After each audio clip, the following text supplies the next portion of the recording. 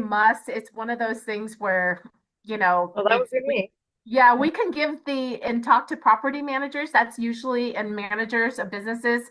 Our best bet is, to talk to them about the importance of diverting. But when it comes to like the enforcement or we can encourage people to sign up, but it's more, um, until we're not the one with the stick. Say, Right. you And must do diverting, this. Yeah. diverting includes recycling, but I'm specifically interested in composting because so much of our waste, I really don't like putting cardboard into recycling. It ends up getting food waste on it from all the other food businesses. And I just keep thinking, I wish I had composting available. I would put so much in there. So Yeah. it feels like that would be an area. There's so many food businesses in every jurisdiction that would be a hard one to tackle. I'm just thinking back to working in the elementary schools. They tried it in the elementary schools and it was successful for a short time, but then it went away. So I just am curious about composting in particular. Maybe that's just a sidebar. Are you saying that you're not allowed to have a compost barrel where you rent? I have a compost barrel, but we don't have yard waste. And so that's where a lot of compost can be diverted yeah. to, is into the yard waste. So no, No yard waste? in my neighborhood, if you're a renter, you can't have a yard waste because we're a small footprint. That's what I was told by Waste Management when I tried a couple of years ago. So I Yeah, don't know, why does my neighborhood not have them and you do? I don't know. Yeah, I don't know. yeah, it's one of those. I mean, if you can talk to, if it's an HOA or a property management, they just need to sign up. I mean, we do have commercial businesses, that are signed up in Bremerton. This year we've made it available to Kitsap County. So, and I believe we do it, in a manner where it's easy, where you can put food and yard waste in the same bin. Exactly. Yeah. Exactly. Yeah, so Or pizza yeah. boxes. Green cans. Pizza Yep. boxes. Even Minus like I the think little plastic piece in the middle. I don't know why they mine is, still put those in there. It drives me crazy, but yeah. I would, if I get my yard waste bin, I promise you, Han, I will take out that plastic Okay. little table. Okay. All Yes. right. Yes. I'll check in with Melinda about my neighborhood, but I am curious in the next year to find out if you have a lot more success diverting through compost and food businesses around Kitsap County. Yeah. Thank you for indulging me on that. Oh, I got a question. Yes, did you have a question, comment? Ready? How much does one of your trucks, how many tons of compost would go in one, what I still call a garbage truck?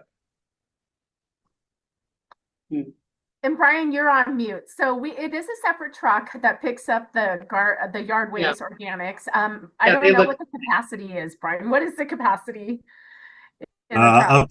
Up to 12 tons. Up to 12 tons. We don't want them going over 12 tons. They'll be overweight at that point. So we try to have them manage their routes to where they do, say they have 1,000 home route, they'll do 500 homes, then go to the dump. Bad word, but go to the facility to get rid of the material. So that means really we only got 2 more trucks this year, right? Pardon 2.5 trucks. So this year we got 2.5 more truckloads of yard waste than we did last year. Yes. Right? Well, at least a ton came from my yard because my yard waste barrel is full to the brim every 2 weeks. So that seems amazing to me that so few people are using it.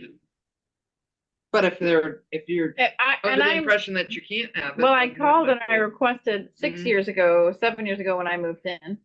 Let me see, was it 8 years ago now? And they said that it wasn't available in my area. But my neighbors who had single family houses had yard waste bins, but I wasn't qualified for it because I was in a duplex. Yeah, and you have one. To me, that piece is kind of strange. That I don't know about that, but like Han alluded to earlier, we opened up in the entire Kitsap County. I will try again. Okay. Because maybe things have changed over the years, and apologies if I've misspoken. Yeah, that actually has been the inclusion of compost has been relatively recent in yard waste. So, Okay, so that could be, I'm excited that I will be calling up and getting our waste bin.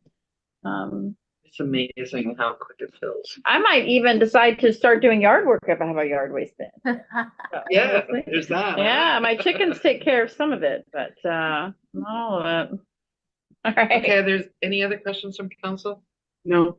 Okay. Thank you, Melinda. Thank you very much for your presentation. Thank you.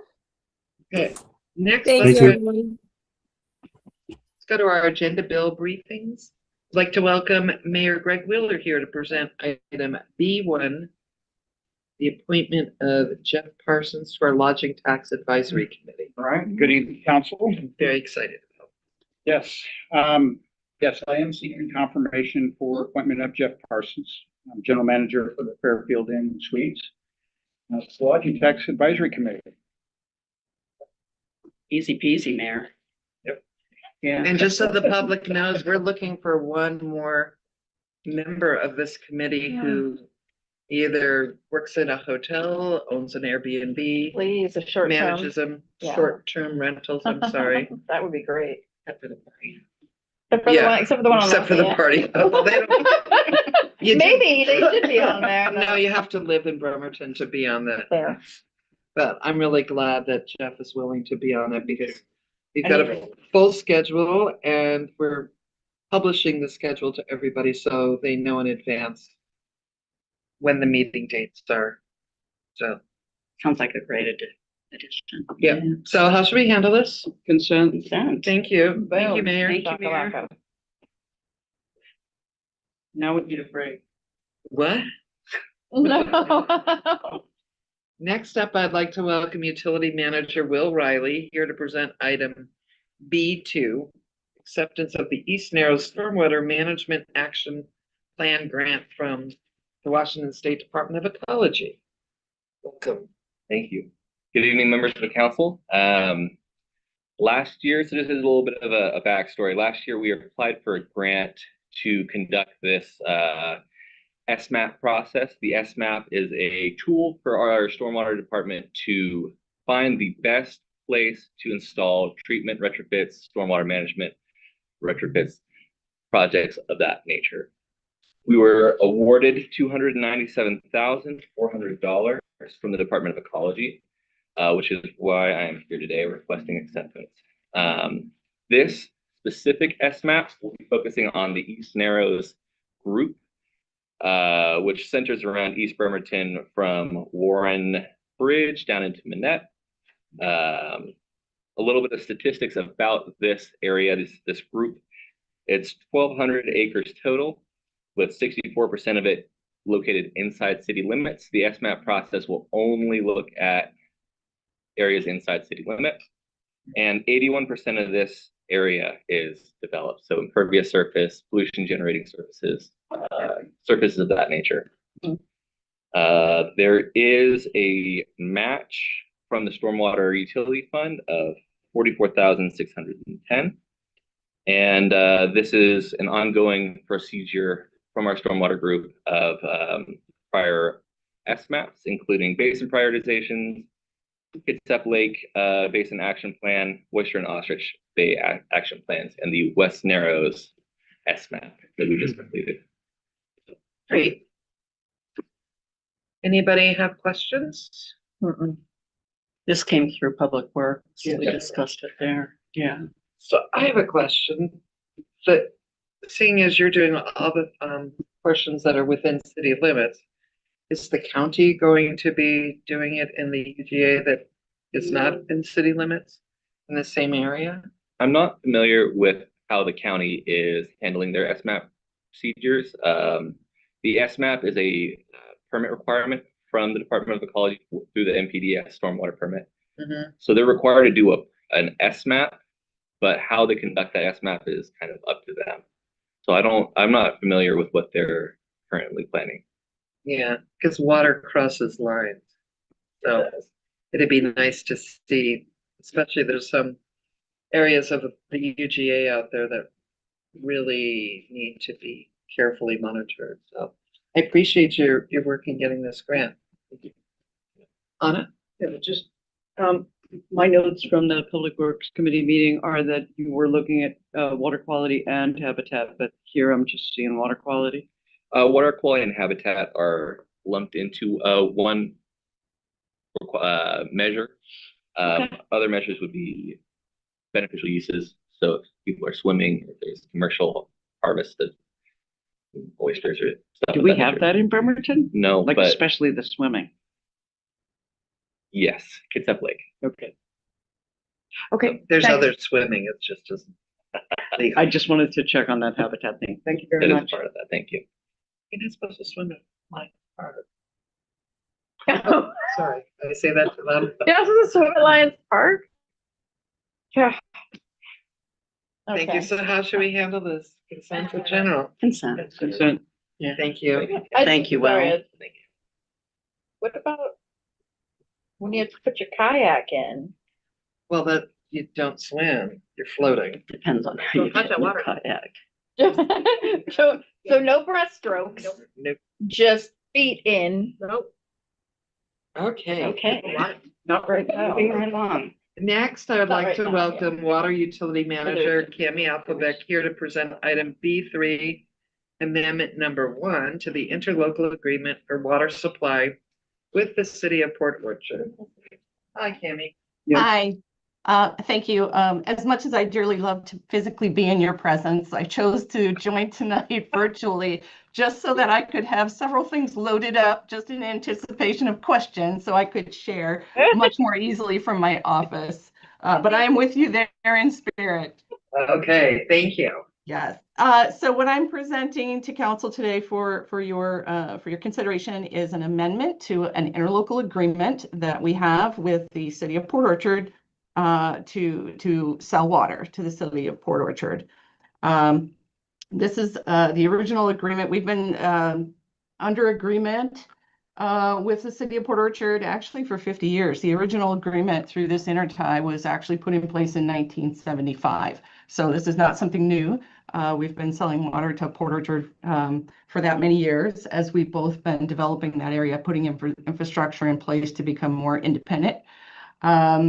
And so this amendment is actually amending the most current agreement, which was put in place in 2014.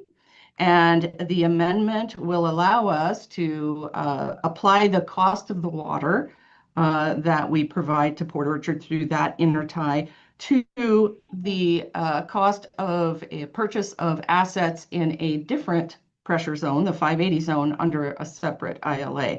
So the amendment coming before you today is on the 2014 ILA for water supply through the intertie to Port Orchard.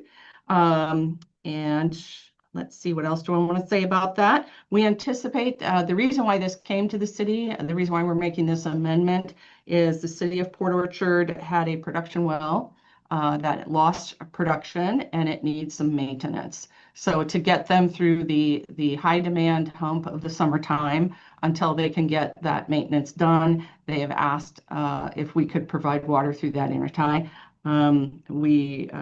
I had them provide the amount of water they anticipated that they would need, confirmed that we have that surplus, and that we could provide that water through that intertie. So in lieu of them having to, as I'm sure you can understand, the pain of facing an expense you weren't anticipating, in lieu of writing us a check, it is to our benefit to apply that cost to the purchase of the 580 zone assets.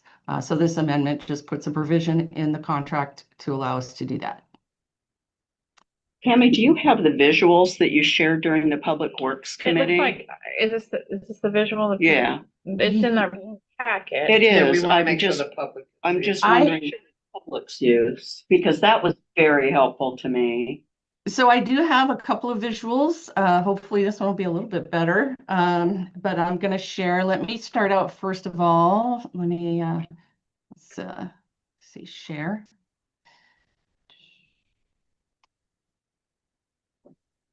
So And maybe an explanation about what a 580 zone is. yes. So the first thing I want to point out I said that there were two different ILAs, where I was inferring there are two different ILAs. So the ILA, that's the subject that we're talking about tonight, actually, and please confirm that you can see my cursor.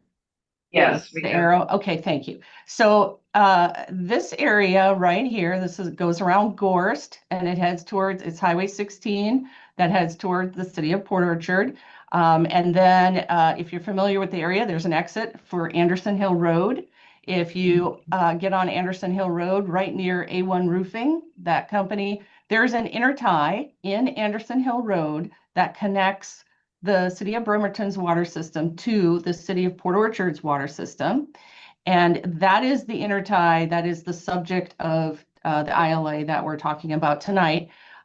We can put water through that intertie into the city of Port Orchard's transmission main that goes from that location all the way to downtown Port Orchard. And that is the 260 zone for the city of Port Orchard. Okay, that's the intertie, and that's how we supplement their supply for what we call their main system or their downtown system. Now, the 580 zone agreement that we were talking about, whereby the city is purchasing assets in the 580 zone from the city of Port Orchard, that's this green and pink area here. The green is actually the city's service area in the 580 zone. And if you're familiar with the term, this is Anderson Creek Wellfield. Right here where all the yellow stars are, those are our wells. The pink area is Port Orchard's service area within the 580 zone. So we have a separate ILA that governs what the shared responsibilities are and how we both manage the 580 zone. So we have an ILA whereby we are through the cost of, well, let me back up and say, so we both pump in this 580 zone, we both pump from our individual sources into a shared reservoir. And I'm gonna stop sharing this briefly. Where's my stop share? And I want to share a different graphic if you will bear with me. Let's see, might be the same, but I have to pick a different tab. Hold on. I think what's happening is it's hidden here behind this. I need to move that out of the way. There we go. Google Maps. This is where I wanted to go. Okay. Can you see the Google Maps Yes. aerial?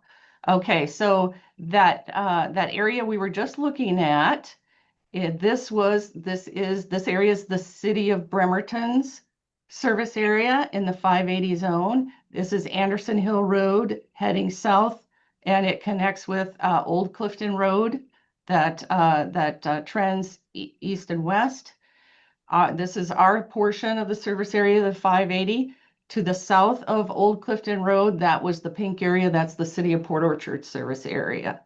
And if you follow Old Clifton Road to the west, you eventually get to this location here. If you can see those green dots there, those are reservoirs. And there's a dot right here. This is a shared reservoir right there, where it's owned by the city of Port Orchard right now. We both collectively pump water into it, and we both utilize a transmission main that runs along Old Clifton Road back to the east in order to serve our respective zones. So we both pump into that and we both pull out of it. So when the city of Port Orchard pulls more out of it than they put in, that amount of water has a cost associated with it. That's the sale of water that we're using to purchase the assets in the 580 zone, of which the reservoir is one of them. We'll be purchasing that shared reservoir from them. So I'm just going to zoom back out again so you can, so the reservoir is over here, but the service area really is in this area and to the south.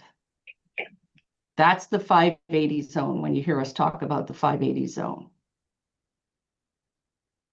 Great. And then Cami, could you also, I know we discussed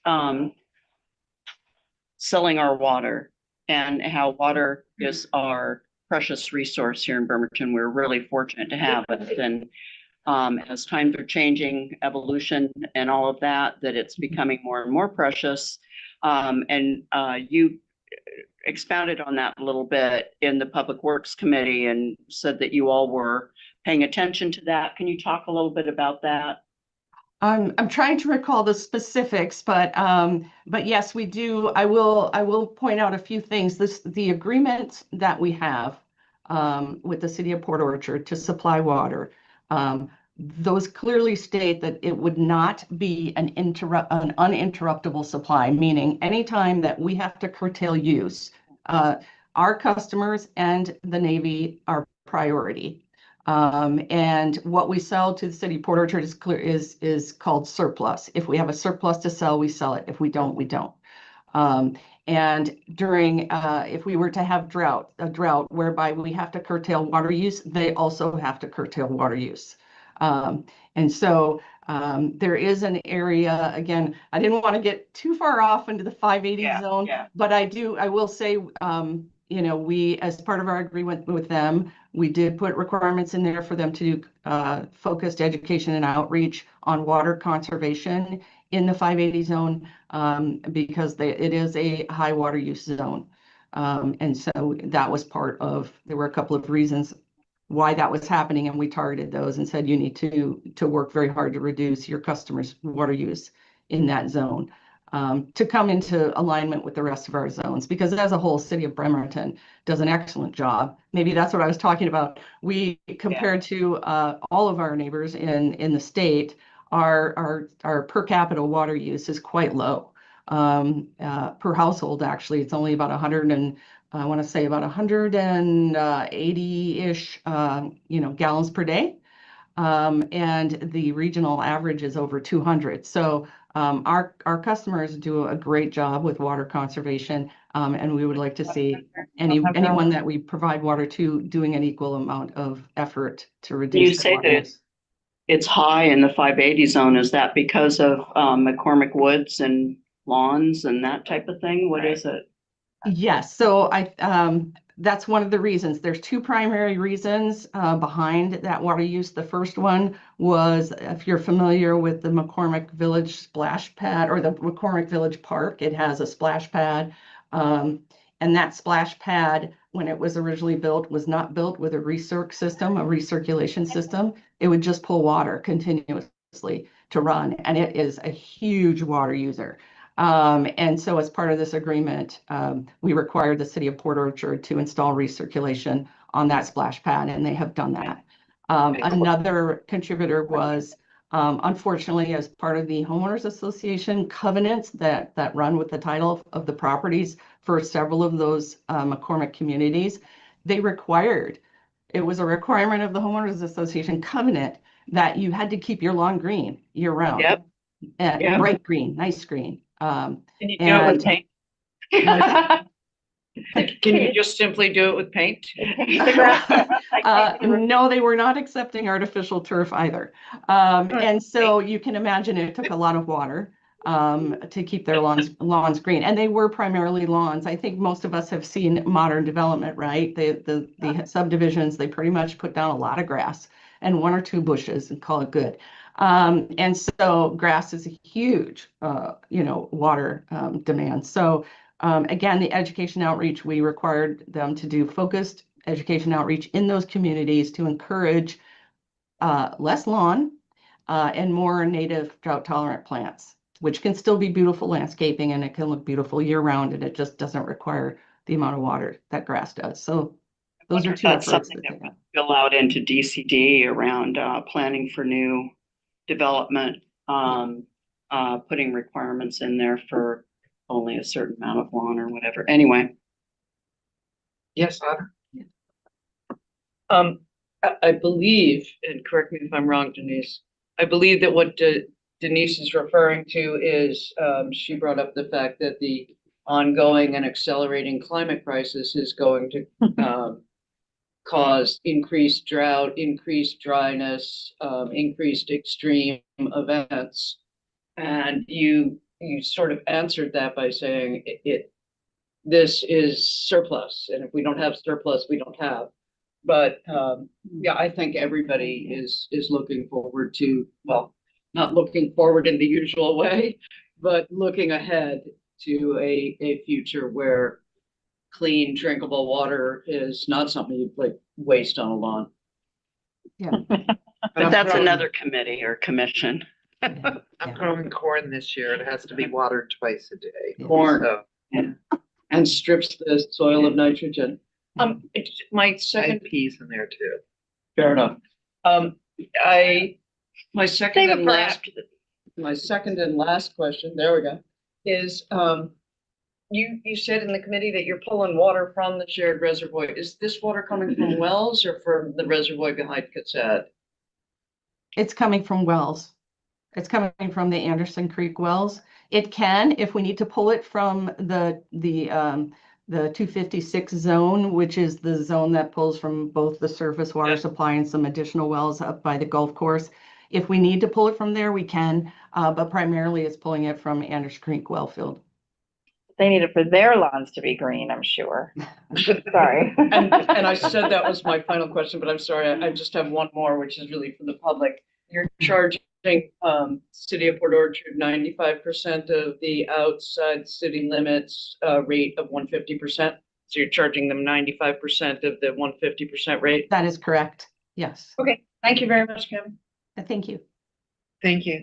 Does anybody else have any questions about No. this issue? Okay, so how should we treat this item? Consent or general business? Consent. Consent. Thank you very much. Hey, Have a thank good you. Thanks, Yami. All right. Good Next night. time, yes. Okay, next I would like to welcome City Attorney Kylie Fennell here to present item B4. Ordinance establishing Bremerton Municipal Code Section 11.18.080 entitled Renaming and Honorary Renaming of Public Streets. I'd like to bring the Okay, sure. phoning a friend. Your lifeline? Okay. What page? Did you get? Oh, did you get the She shirt? got the tricks. Oh, I'm so sorry. But didn't it go down really slow? Really fast. Oh, it went down really fast. You wanted Yeah, to we come- need new chairs. Yeah. Because we have these chairs. We're saving, well, look, taxpayers are happy with us. We don't need all new. Okay, We're not gonna replace the mayor's chair. I'm so sorry. I put it down there. Counselors again, you never know. Okay. okay, Hey, ordinance. okay, so, this was, put on after it was on general business last week. And what I've put before you for the study session is, a code version has renaming of official street renaming and honorary street. Naming as options, but it might be helpful just to kind of backtrack and just have a general discussion about where we're at. And that's why I brought Katie, because she has some history. And I think that would be helpful to hear about how she was involved in this, and then it came over to the council, and it sounds like that maybe that would be a good place to pick up, is to get the backstory. Yeah, so I was tapped towards the end of last year to help Dr. Lillian and the group to bring this request to rename 8th Street forward. And we outlined a process that was based on the same process that we used for the renaming of Martin Luther King Jr. Way. And so I kind of outlined that process for them and communicated with them about what steps were theirs to complete and where we would help. So some of the things that we did is we helped them get all of the addresses that would be impacted.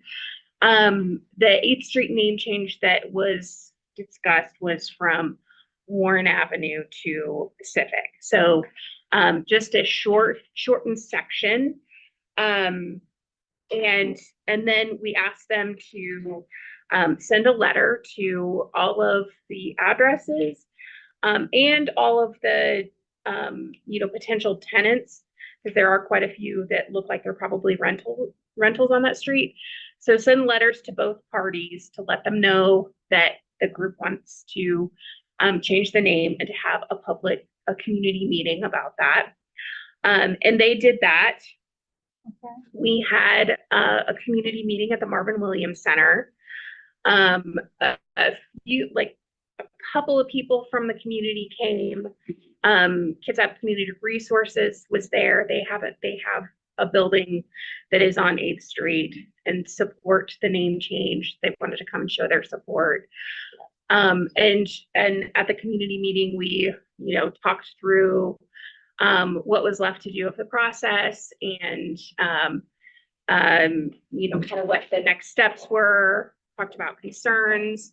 And again, there weren't a lot of folks who were from the neighborhood at that meeting. So we encouraged them to, get out there, door knock, make sure everybody knows what's going on. And then the next step was to put the item, bring an item to City Council for consideration. And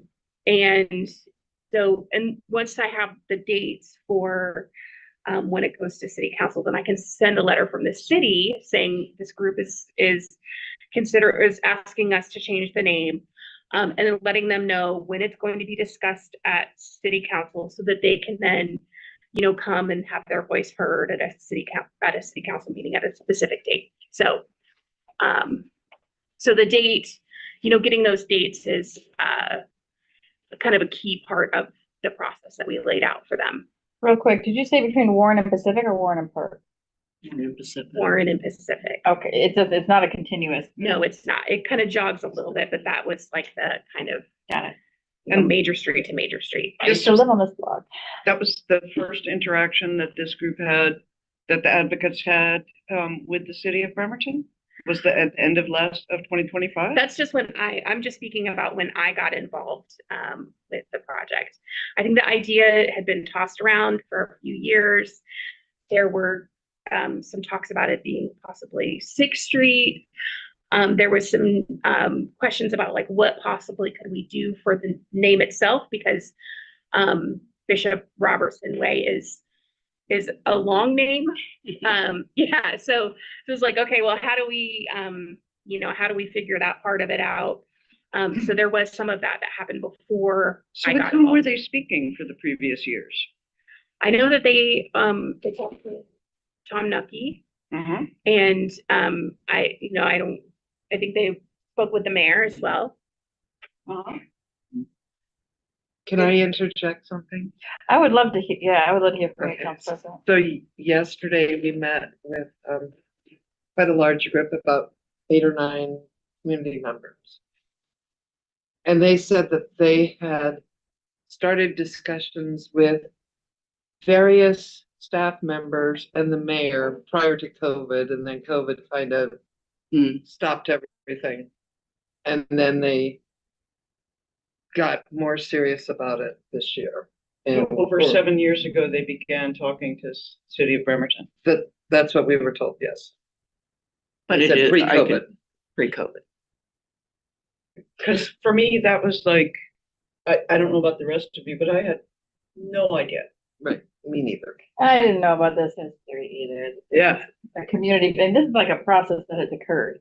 And we were not briefed. I wasn't briefed. But there's no formal process. But there's more information. So let's also, I think the reason that the city attorney came to us with policy is because there was no policy. Right. Sure. It had happened out of goodwill and city council members being requested by the community around Martin Luther King. But there was no There's, But when you that's say obvious. process, it wasn't really a formal process. It was a, oh, wait, last time we did this was such and such, and this is the way we did it. So it seems like there was an assumption that we would just do it like we did before.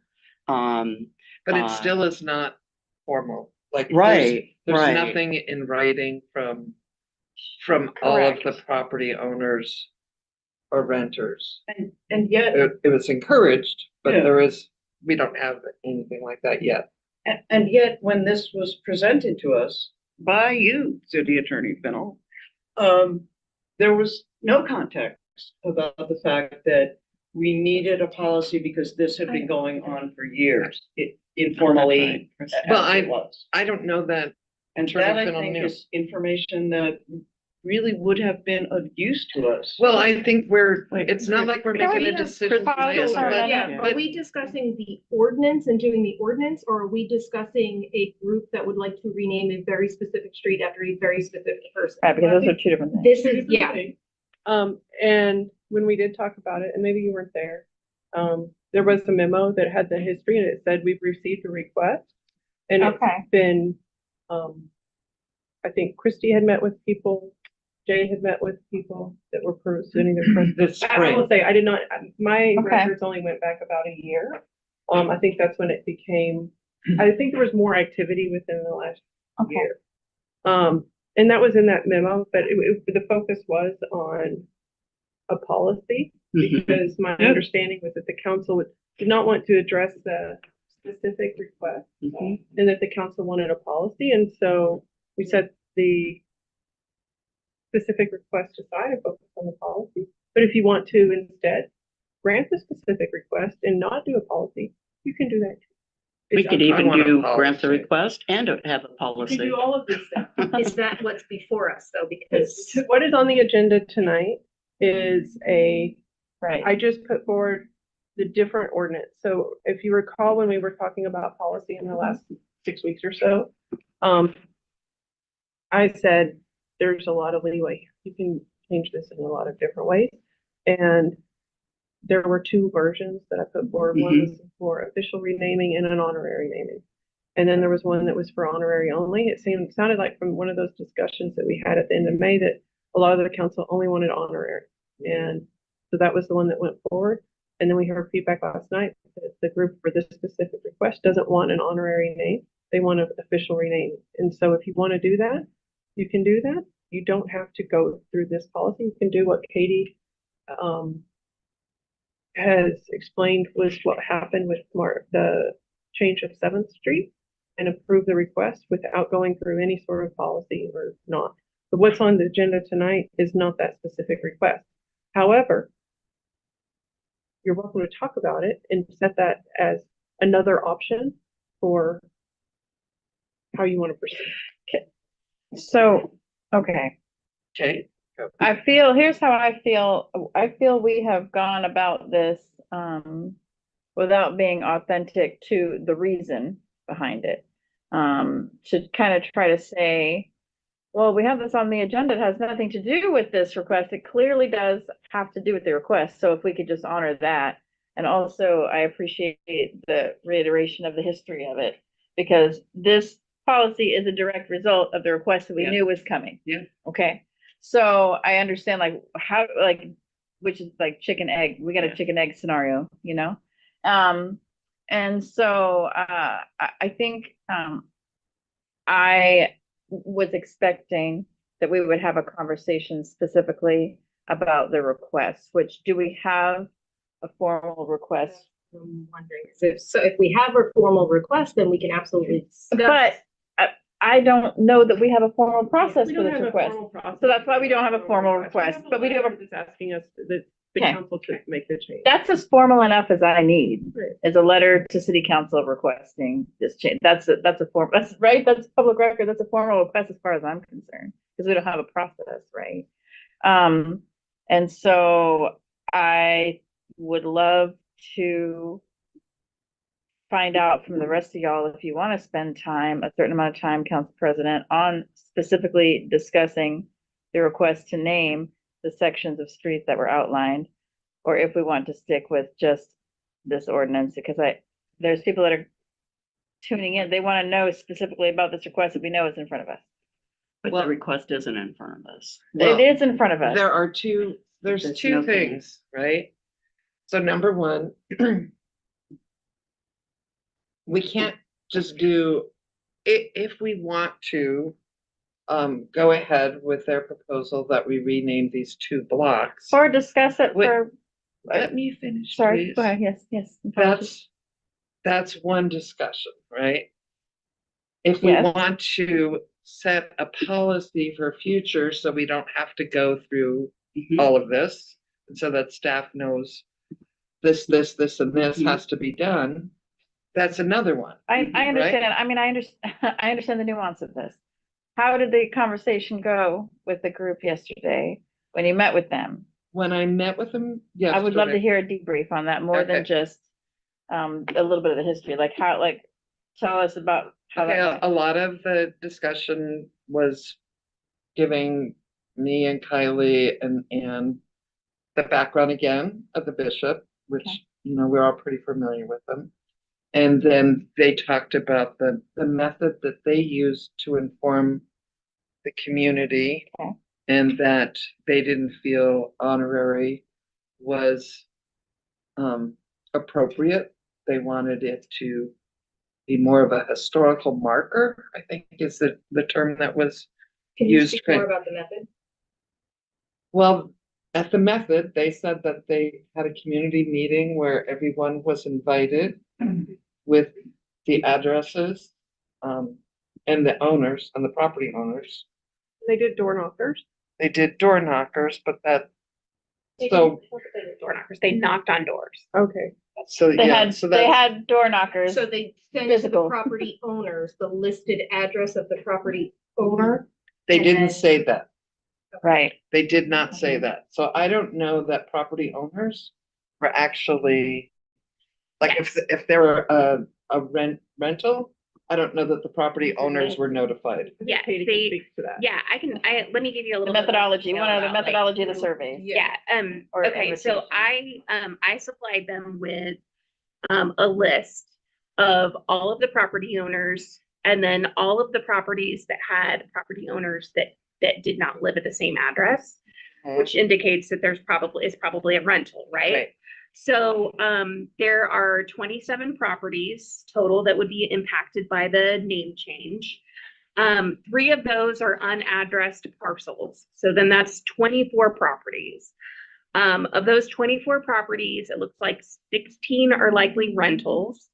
And there are 19 unique owners because there are several, there are owners who owns several different. 501, 503, Yeah. 505, 506 are all those. Yeah, so altogether, when you count notifying all of the rentals and all of the addresses or all the property owners, it was like 43 notifications that need to go out for this. So go out by mail? Is that what you asked? They sent notifications by mail.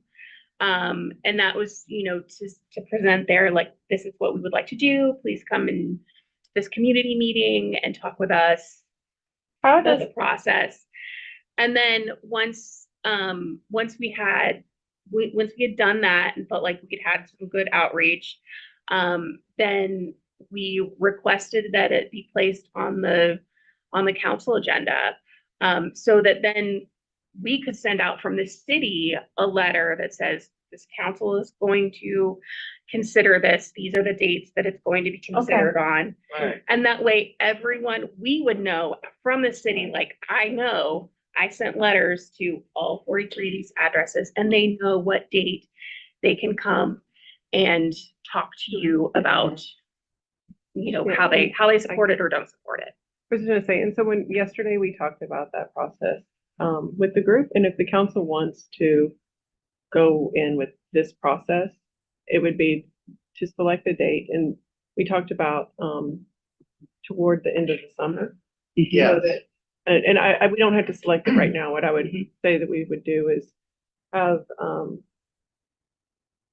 our legislative office manager work with the group to select a date that works for them, but looking forward to end of August, and they were fine with that, so that we could, one, prepare a resolution for the council to consider.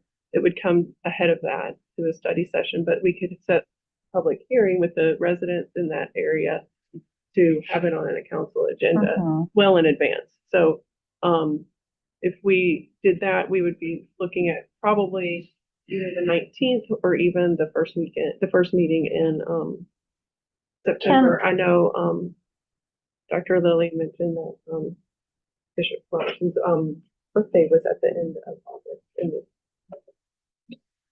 I see why they want it that way. I guess I never really paid attention that across Park Avenue is Martin Luther King Way as well. So they wanted to run parallel in that way.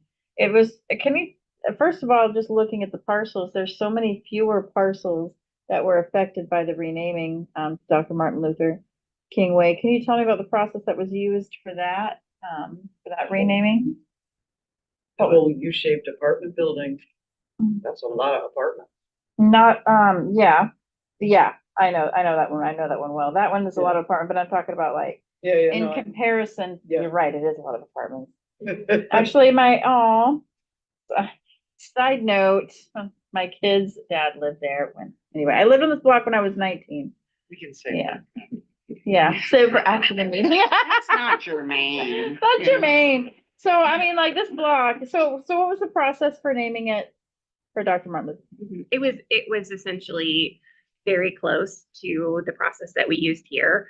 So they sent notifications out to all of the addresses that would be impacted. They held a public meeting. They did a lot of door knocking.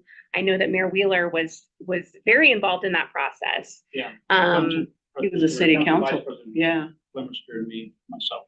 Yeah. And there wound up being 2 public meetings, but my understanding is that because at some point in the process they had discussed possibly doing a different street instead, or there was some hiccup in the process, and so they had had the public meeting, and then there was some time that passed, and then so because of the time that had passed, they decided there was a second public meeting, and then it came to council for consideration after that.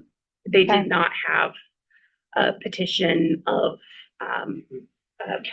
property owners. They did. I think they might have had just a general petition, but not specifically of property or Were there people that reported afterwards of negative effects of having their address changed? The ones that we've talked about are potential, which is what we were discouraged by, right? Were there residents that described having negative effects in their credit report, that it was problematic for their passports, driver's licenses, things like that? I do not know. I'm sorry. They generally wouldn't. They wouldn't. They wouldn't complain. They wouldn't complain? I would complain. I don't know. It'd be a done deal, so you couldn't, I mean. Well, what I'm saying Mysterious is, forces changed the name of my street. They wouldn't know who to complain to. Yeah. But good question, Well, because they might have. no, it's not a dumb question, y'all. I didn't say it was. I mean, I'm just saying, like, people would have reported back potentially. I'm trying to find out if these are the things that scared us away from enacting the formal street and put us more towards the honorary. So I want to know if anybody reported any of these negative things that were thrown out there as things to be. I don't know. I don't know that I would know, because they might have. I don't remember any. Yeah, and would that have been Mayor Lent at the time when it actually changed? Yes. So it could be like in her email or. Well, you were on council at the time, weren't you? Did you hear anybody complain about those kinds of things? Okay. But I knocked on the doors probably 3 times too. Well, we are, okay, we know Mayor Wheeler's a door he does knocker. Speaking of door knockers, he's the ultimate. So we know you did hit those doors, and and I think that was probably a big reason why the public was so much, so educated, was because that too. And I'm sure that's what they emulated in the second process. I will say that through this process, we have really encouraged the group to make sure that you do all of the outreach before it comes to that council date, because you don't want folks to be surprised by this, and come and talk to council and be upset or have felt blindsided. We also talked about the administrative burden that would happen with this possible change, and the group was very thoughtful about that, and we had tossed around ideas of potentially having like an office hours, and Kitsap Community Resources jumped on the idea too of like they have a computer lab, so they could have open hours where people could come in and actually get a little bit of help with that administrative burden. And I talked to Dr. Lillian today, just kind of check with her, like, oh, is that still an idea? And she was all for it. So I think that they're on board to help people through this transition rather than just kind of technology burden. But we're not talking about the monetary burden of what it costs to change something. So that's just the technology burden. Yes. Okay. Because that needs to be clear too. Because I mean, if you just Google if the city changed my street name, how much is it going to cost me? The little fun Google AI thing says between $500 and $1,000 per property. And then if you're the property owner, it gives you another amount between 500 and 2,000. Just straight Google. And so that's another concern with this, is it not just the administrative burdens, the cost, the technology that I'm going to be honest, I never even thought of somebody that doesn't have the technology or the abilities to actually go forward for all the online things that You're need to sitting change. next to one. Well, okay, I will help you with your computer. But there is that secondary thing with like getting a new driver's license that costs money. Like all of it. If you are lucky enough to have a passport, they do not care. Like you're getting a new passport. You don't have to get a new driver's license when you change your address. You can do a change of address. You don't. Yeah. I would like to have stuff match because there's certain things that You certainly need to do it on all your credit cards. Yeah. So And your mortgage. All but of that. there is, and to follow up. So I didn't know we would be talking about this last night or tonight. Yeah. So I've been doing stuff on this. And so of 22 properties on 8 that would be affected with an address change, I found phone numbers and contacted 13 Nice. people on 22 different property numbers and have left messages. Now, what I've done is done it as a completely generic, the city council is looking at an ordinance. It would be a street renaming, and like leaving anything. The only thing that I say is your street is in my district and has been identified as one of the early ones that this may be a possibility for. And 2 addresses, they said that was the first time they had ever heard of it. And for those ones, and then I had somebody, and that's how I knew all the addresses, that said it would be a massive burden for them as the property owner for all of those. And then they have renters in those as well, that we've actually received emails from one of those renters already letting us know that it's a burden to the business.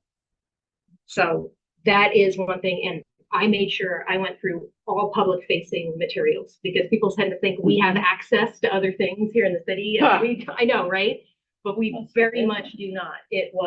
I put on an old school hat when I was doing child support enforcement of how to find people's personal information, and just started finding people and cold calling them this week. So I'm not getting the same opinions from the folks that I am getting feedback on, that they have had this outreach for it. And again, I have to be very, very clear. Absolutely no names are used. And it's not from any other lens other than the city council is looking at creating a policy. Mm-hmm. Well, I do like that at least the plan now is for the city, being you, Katie, sending out letters to make sure it gets to everyone. I mean, you knock on somebody's door 5 times and they don't answer, you're not going to go back again, right? So with a letter going out to each property owner and tenant, is that the plan? Both the It's tenants and only the property owner? owners in the ordinance we're looking at tonight. Okay. But we can Well, add wording. we can change Yeah. that. I'm just saying. Yeah, the ordinance, we're just to make it clear, we're talking about 2 different things. Right. The process being proposed by Katie has nothing to do with what you see in your packet. Mhm. There's no petition requirement. So this is a different option based on our meeting yesterday. Mhm. I'm curious if there's okay. It just feels like it would be I'm baffled and confused. So after you. it would be possible to consider the shorter segment between Park and Warren, and there'd be less people impacted. Was any of that discussed? No, we didn't discuss that. It's far less people impacted. I Um, agree. and it's still, So we have some input on that. Like, I know that staff in like public works and emergency management, none of them working right now. They don't like the shorter segment, that are broken up. And so I don't know if it would apply to what you're proposing. they don't like the shorter segments broken up, renamed. Right. They want And to they stay would 8th Street. prefer that, no, they would prefer it be not just a small second, like if it's a Okay. continuous street, they don't want it to be where you're driving It's along. not continuous. Yeah, Right. it jogs. Well, no, John's it would a be little bit, Faith but- and then, Christie. We're gonna rename this block Christie. Mhm. And then 8th again. Yeah, they Well, want to so- avoid that. I'm just saying, I Okay. don't know if that applies there, but we would want to. Christie Block. Just Christie block, Right. right? It's easier. It doesn't call Oh, I anyone. see, okay, I see it ends The there Christie on way. Pacific. Yeah, just, Okay, 8th just, Street ends I on don't even Pacific. want it. It's like share. No street, no way. Okay. So I'm baffled and confused at this point. We have the information that we had up until last week, right? Mhm. Which was out of the blue a few months ago. 3 or 4 people wanted to rename 8th Street. That's the information we had up until like, I think the 6th, when we got that long list of names of people who wanted 8th Street renamed after Bishop Robertson. So we had that, and then we heard from the community about information that we had lacked. And now we have this ordinance that's in front of us, and now we have this ordinance that's the way Public Works has It's not an been. ordinance. There's not We a- have this process that is the way Public Works has been doing things that is written down somewhere. No, and That's that's just in the institutional memory. It's just how it was done Okay. for 7th. Okay, we have code for regular street Yes. naming. Yeah. So we don't do this very often. I only know of 3 in the past 30 years, right? Or Yeah. this is the 3rd. And some of the time in, past years, I'm like, well, how do we do this? Right. Right, so here's, okay, so let's, okay, 10,000 for you. So we enact an ordinance. Okay, this happens all the time with policy. And then administration interprets policy in the form of protocol. So you have done your best to make a protocol. So we don't have to have every detail of the protocol outlined in our ordinance. It would be interpreted by administration as such. We could if we wanted to, but that would be a little micromanaging. It sounds like there's a process of a status quo that's happening, so. You have authority to make the change in the absence of them. So we did it for 7th. You don't have to have a policy. And so just to back it up on one thing, I do want to apologize to you. I wrote back at my memo, and I know I was working with Jane. Jane and I met with the group before. We met with just Dr. Lillian. And I think Yesterday was a whole group. but there were more people with her the first time. I think. I think just one person. So not everybody got the memo Dr. Lillian. that you No, were no, no. referring to. The memo was on there. It referenced Robertson, their Dr. request. Robertson. It didn't say that it, like I said, my Okay. Yeah. information went back Just got to, 2. Thank you. I guess, Tom Nucky, 2025. I didn't have information on all of that. I did not put that. I went with the memo that was in the packet, talked about the request that was made to city council. It was the formal request. And so I apologize. But I think that Christy was were you at the open house? No, I got invited like the night before. Didn't Okay. know what's happening. Okay, Yeah. but we had met, and then that was when, and they knew that the recommendation was gonna be that there's no policies, there's no way for the council to evaluate the request, right? There's no Right. method. There's no method or anything, and they were, not opposed to the council developing that. I think where, things went, Sideways.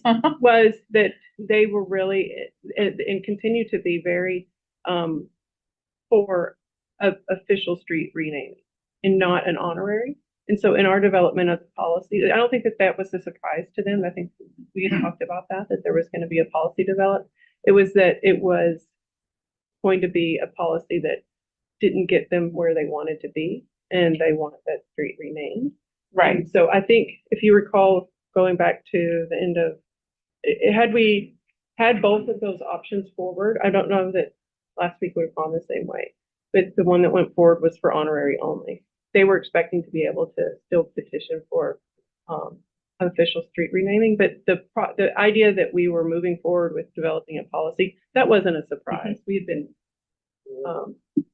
We've been talking about it. They yeah. didn't know, but like this group had nowhere on their radar that honorary was going to be part of it. They assumed we were. They thought that was going to be a part of it, but they thought that official would still be, I think, maybe. They thought it was going to be two. They thought it would be more like what we're looking at tonight. Is that Right. correct? They thought there would be two, Pretend- and we'd be voting for one or pretend the you're not other. looking at About anything. the particular, Okay. the council had said that they wanted it to be very strenuous criteria. Mhm. I don't know if they did not weigh in on the criteria that are in our draft of strenuousness, but you know, so I can't speak to that, but just the concept that there was going to be a policy was certainly discussed. I don't think that was a surprise. But again, you don't have to have that if you want to just go forward with the status quo.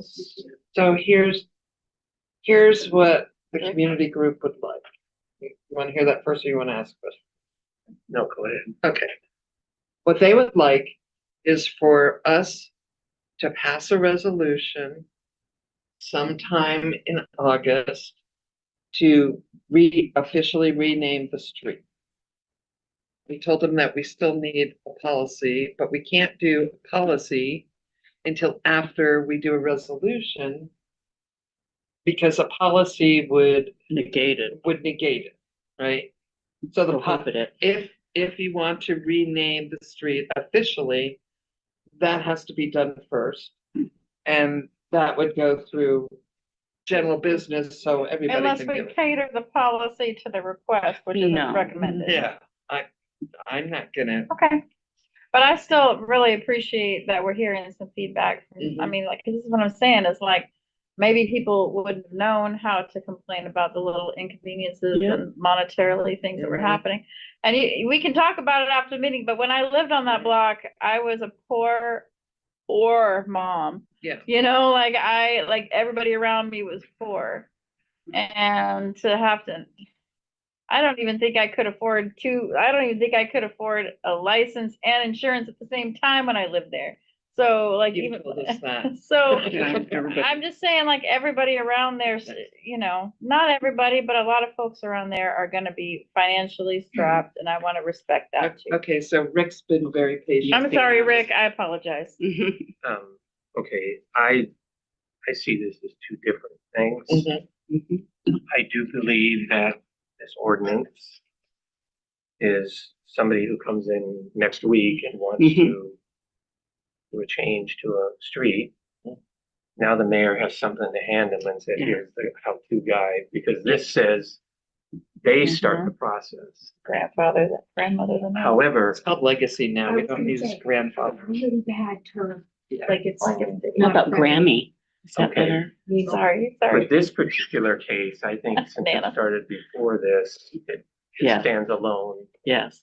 And, you know, some of these requirements are necessary, and it sounds like they've done many of them. But for me, it seems important for us to have a process going forward, which is what Sure, this and I think document it would be is. great if the council wants to put this forward and have this council watch the process and what do you call it, the Katie method? I know it's not that, the historic process that we went through with 7. And then that can inform the ongoing policy. So you can see, you know, what is 75% too onerous? Is it not enough? Or is it whatever? Do we want more?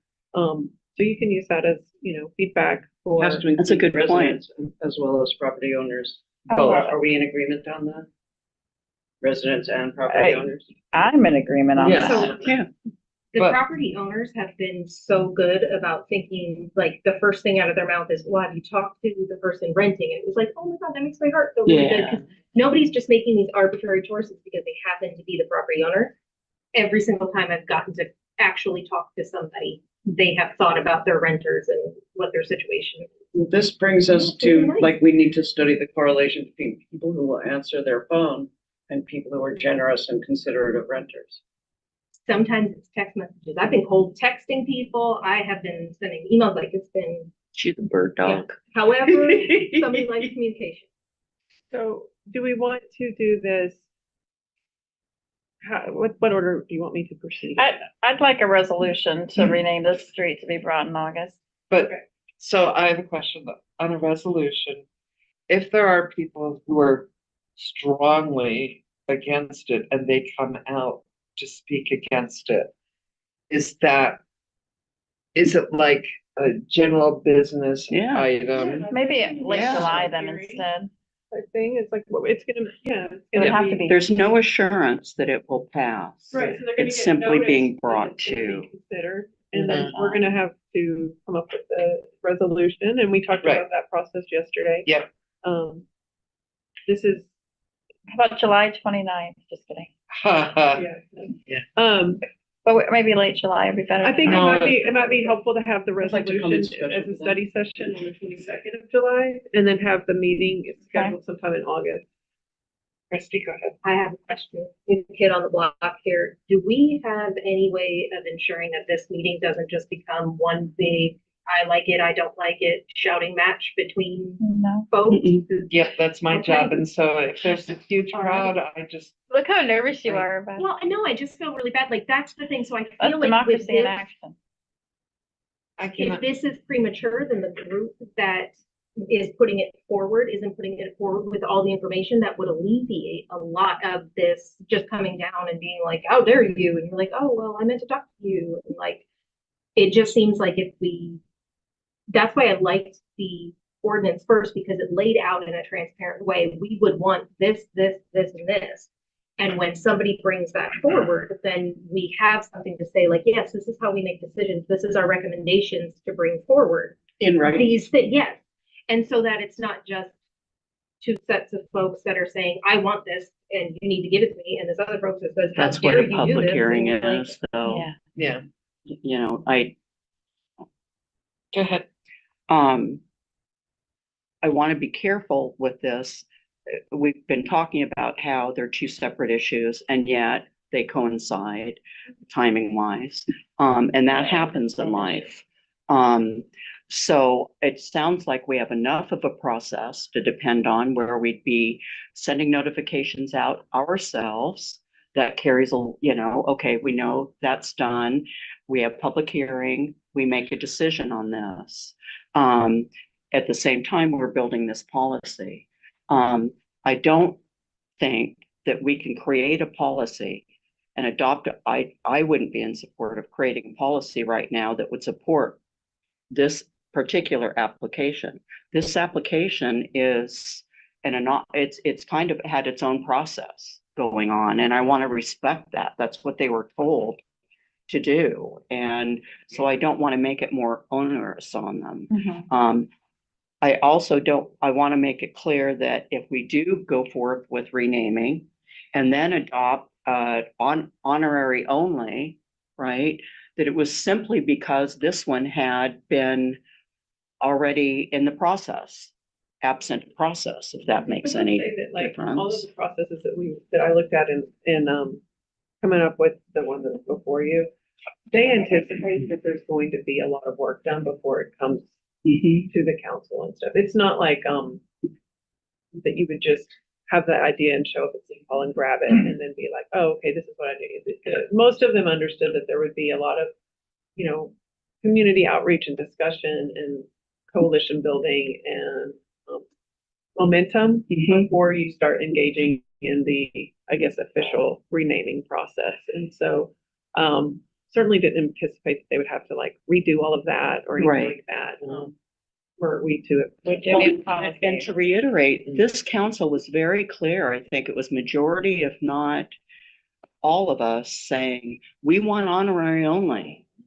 That doesn't mean I'm saying that should be the case with this particular proposal, because it was already going on and there had been some assurances made there had been at least some insinuations that a permanent name change was possible. I don't want to take the rug out from underneath this group and say, because council now, feels that way.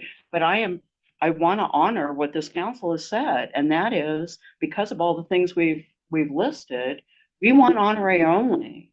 And it's not because necessarily of the bishop, it's because of the permanent name change. It's because this particular street and issue was being worked on outside of a formal process. So we need to get a formal process in there before they have like a dog. So you're saying promises were, if not made, intimated. Yeah. And so we respect that, and then we go back and make this policy. Once the process had, Once this is done. right, but that a Yeah. permanent name change was possible. I think that's fair to say that Yeah. that the council would consider Yeah. it.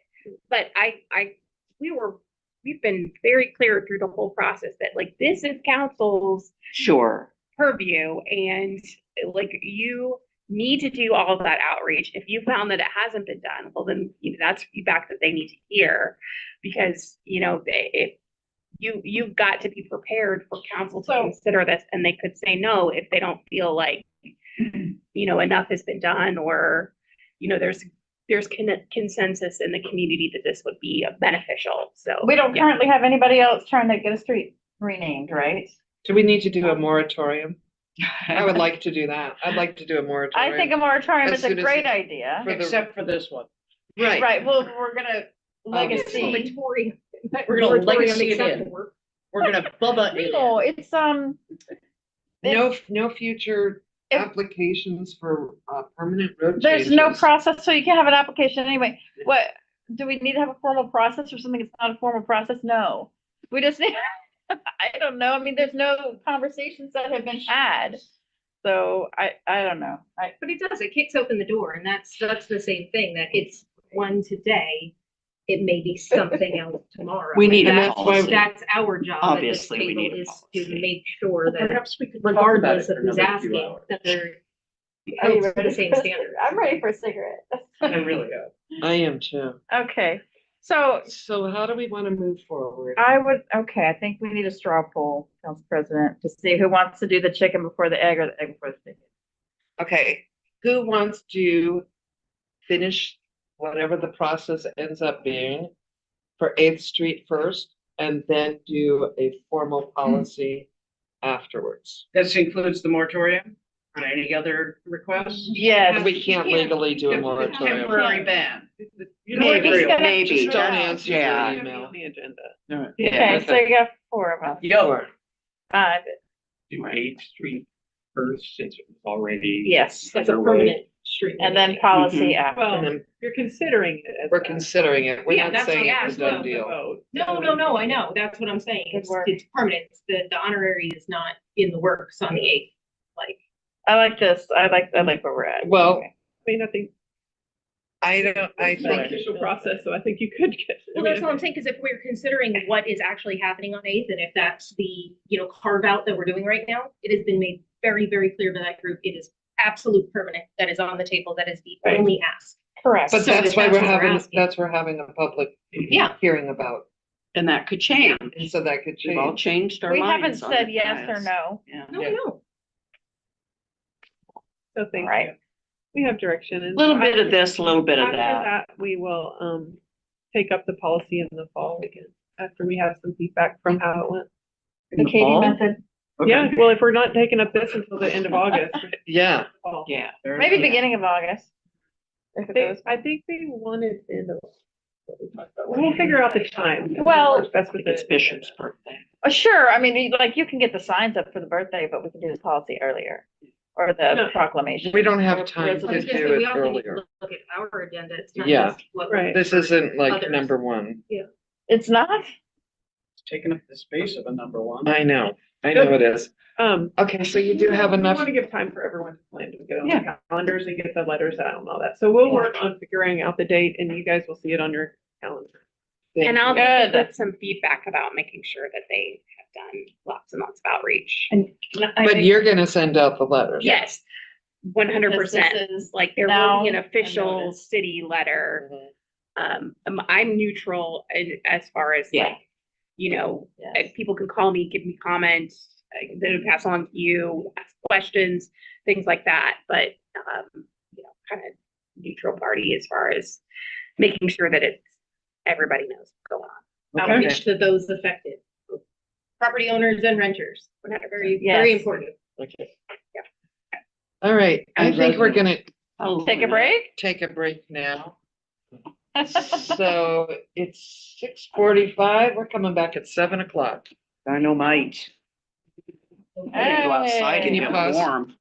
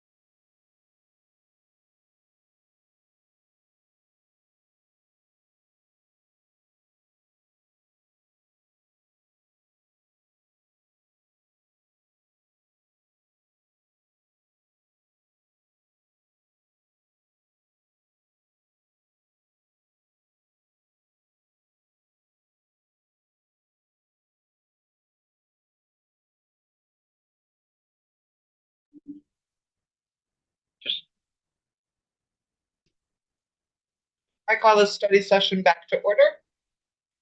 Next, we have an information-only presentation, the 2027-2028 budget planning overview. I'd like to welcome Finance Director Mike Riley here to present item C1. All right, thank you, Council. Tim's up here with me. We're going to kind of do this in conjunction, so probably just roll right into the next one because it's kind of related. So, been working with the Council President, working with Jane and also Ann, and one of the requests was, can we get the Council kind of throughout study sessions to have some dialogue around budget, around maybe the departments, just have a back and forth dialogue to see how kind of some of it, I'll say, I don't like sort of processes. So there's a little more illumination on the process. We are still early in the development of the 27-28 budget, but I'll talk about some of the timelines. But I first want to start with what we've done already and where we're kind of heading within the study sessions and what's going to be kind of the topics for the rest of the summer. These can change, so just know that we might shift up a department or for rates and fees. But so just kind of looking at the beginning of the year, where the council retreat on January 24th that we attended, trying to identify those council priorities early. On March 19th, we did a joint town hall with Jane and Michaels. I think we had about 25 to 27 people there. Kind of did the workshop. On May 7th, we started having discussions, reoccurring discussions with Council President. Every 2 weeks, we have a reoccurring meeting. Myself and Lauren Ellington and Ann and Jane sit down, kind of go over, things that we're thinking about, things that are coming your way, what we could be bringing here. There's kind of a list of items. We've had council member requests that have come in. I know Christy, we sat down. We'll talk about that. I didn't add it in the list here, but we spent 3 hours. Feels like yesterday, but I thought you were going to say feels like 3 So years. about a week and a half ago, had a really good conversation. But again, there was a generated list. We kind of worked through some of those topics as well. So you just see here on May 21st, we had that reoccurring meeting as well. On May 26th, in the Finance Investment Committee, it used to be PFIT, but we lost him, so I went back to the Finance Investment Committee. There's parking in there as well. We did talk about, we were able to close the 25 year and talk about where we landed for 26. You saw that in your mid-year packet, where our beginning fund balance for 2026 was just over 20%. Fund balance, where best practice was 16.67. Our targeted budget that we approved was at 13.1%. So where actuals landed for the beginning of this year is in a much better place than we had budgeted, and we had anticipated that to happen. But again, when it does materialize, it's good to show. So we showed a graphic kind of year over year in the Finance Committee of what that looks like. Can I ask you, can I stop you right there? So when you do a budget, and let's say the published budget is $100, but you're really thinking you're only going to spend $95. Okay, because that's confusing to some members of the public. It is. They don't understand why. Yep. And what happens, there's two sides of it. We budget 100% of our FTEs be fully funded all year long. Okay. We know with staff of just over 400, about 407 full-time equivalents, we know there's an attrition rate built into that.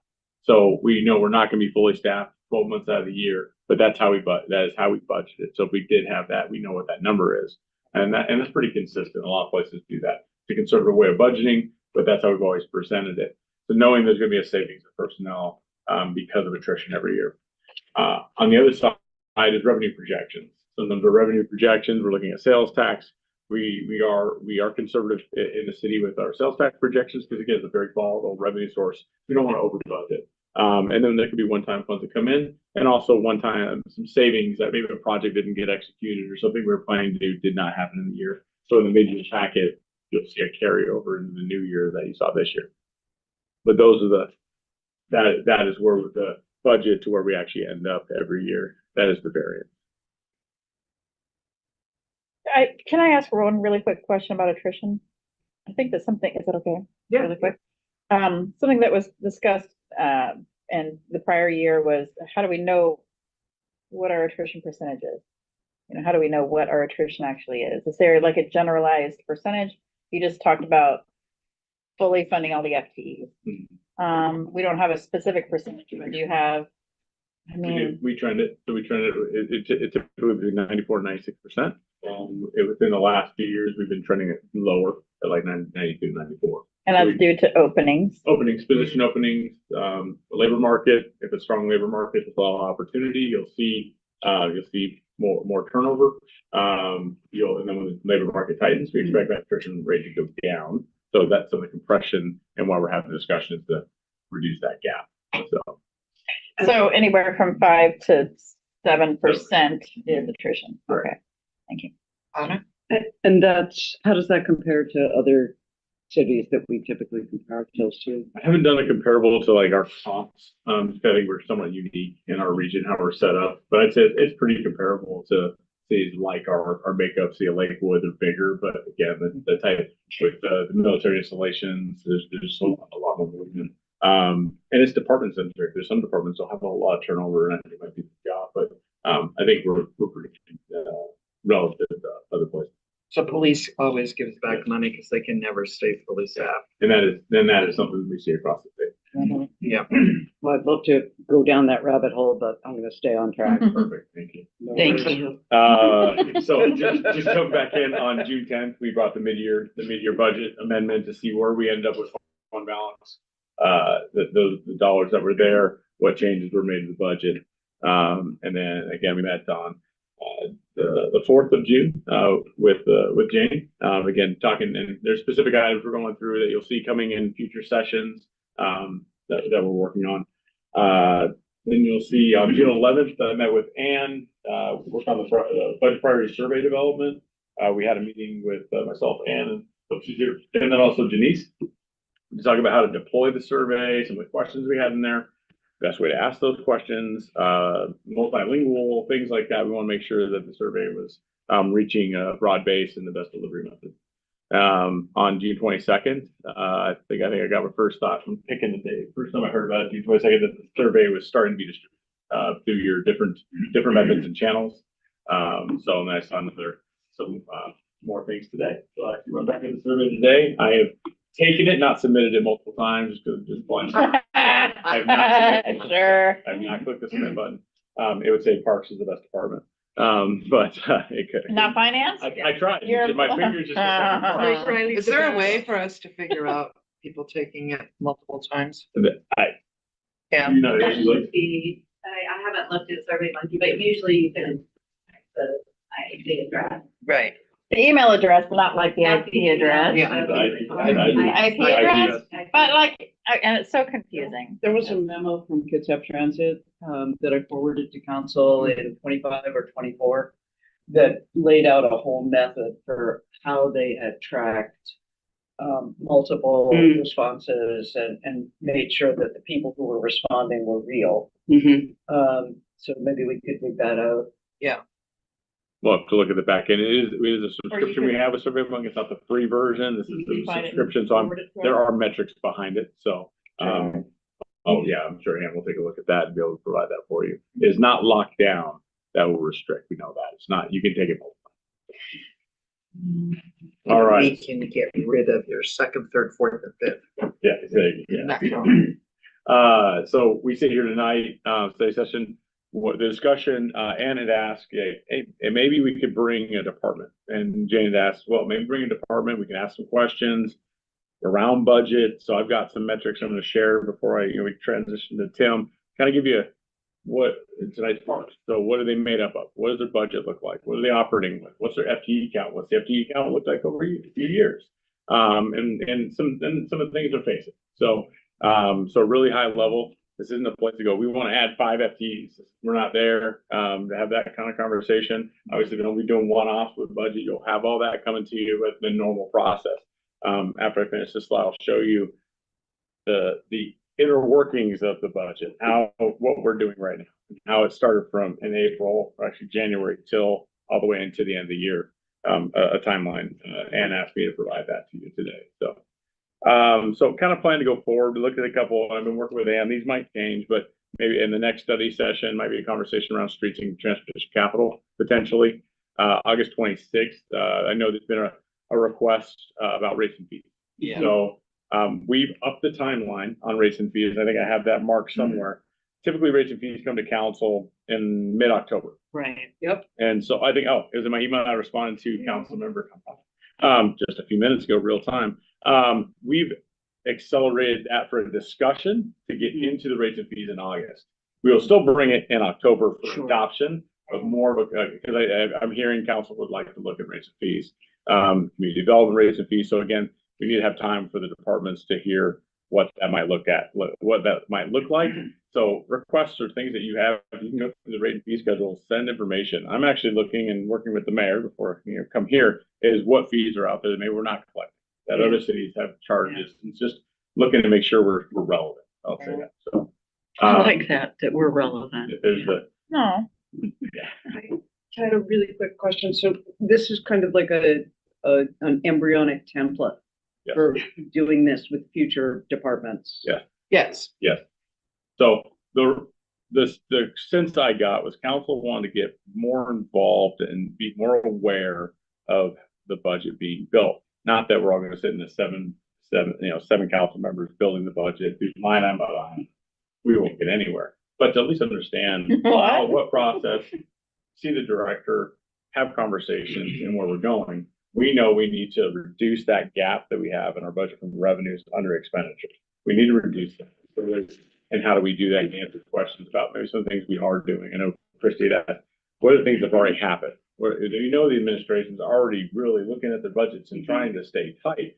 And so to come in and be like, okay, at the last minute because someone wants to take a scalpel. Well, we're not a scalpel here. Got to be a bigger conversation. But can we talk about some of those things where you're like, okay, there's this process. They've already been doing this. When it comes to you in that book or that online delivery in October, all that's been. And so now it's going, this is where we're living. There might be bigger conversations to go in the next cycle, the next mid-biennium, where depending on how the economy goes, bigger, more robust changes might need to take place. So Just real quick question. If this is germane, will we be discussing the transportation benefit district not until August? Is that correct? As part of rates and fees? When are we going? That's the that big is- question. So right now that is scheduled and there'll be a conversation. That's scheduled beyond.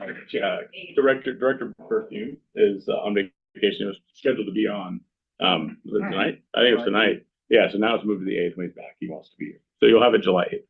So obviously that rate and fee falls into rates and fees, but that's a lot more of these take place. Yeah, that was a seed. As long as it's not a carrot. Yeah. And then the last looking at September 9th, potentially the police. Oh, beautiful. Look at the police department. I'm gonna stop sharing that screen, jump right into the next one. And there's a lot on this. I'm not gonna read piece by piece. I just want to share with you. So I know this has been provided to the council previously. It is our budget schedule. I took some stuff out that really isn't relevant for council. It's kind of our internal working document. So, but really everything starts kind of in January, February. We're reconciling actual budget for the overhead allocation, make sure see where we land. So then you get into March, we're sending out position control. So looking at departments where their labor is allocated. So like Tim has an allocation between 90% goes into parks and 10% of his salary is actually in golf. But he's got staff that hit different buckets. Really in public works, you have staff that work under the water utility, wastewater utility, stormwater utility, they do multiple things, wear different hats. We look at those allocations to make sure they're still relevant because we don't want somebody that never doesn't work on water anymore, only wastewater that are hit. So we're very conscious that it takes a significant amount of time. So department heads and managers go through that and take a look, and our staff sends that out and then brings that back in and does the adjustment. So I want to see the bottom. is that a situation Going where on like vacation. somebody might be 0.25 FTE, water capital 0.75, something else? Yes. Excuse me. So I'm just gonna work through again, not read all through it. Some highlighted areas here. As we get to mid-year, so we calculate those beginning fund balances. I can make it bigger too, if you'd like. I'm already here. Yeah, we want to know kind of at the beginning of May where we landed for the end of the year, so we know where we're starting. That's where we're at kind of right now. That just took place. The worksheets are about to go out to departments. They go out July 1st for budget. They've already been working on their budgets, but the formal action is send out the worksheets with some personnel numbers already in there, then we'll just use parks as the guinea pig. Tim will get his budget worksheets, and he's got the month of July to go in there and all his line items and submit a budget back to finance by the end of July. So I have never, oh, I'm sorry, Jim. this month it says finalize REAP. Yes. Are we getting more or less? Reprojections. Right now, we're trending on budget. So we're finalizing the reprojection based on the current year activity for the first 6 months. We take that, throw it in our crystal ball, shake it up, and ask the 8-ball to give us an answer. And that is we've been conservative. We've seen it come down. We've actually been pretty accurate. We had a $3 million projection during the bit when we saw in 21, 22. We went down to 1.2 million to 1.5 to 1.3. That's trended pretty close.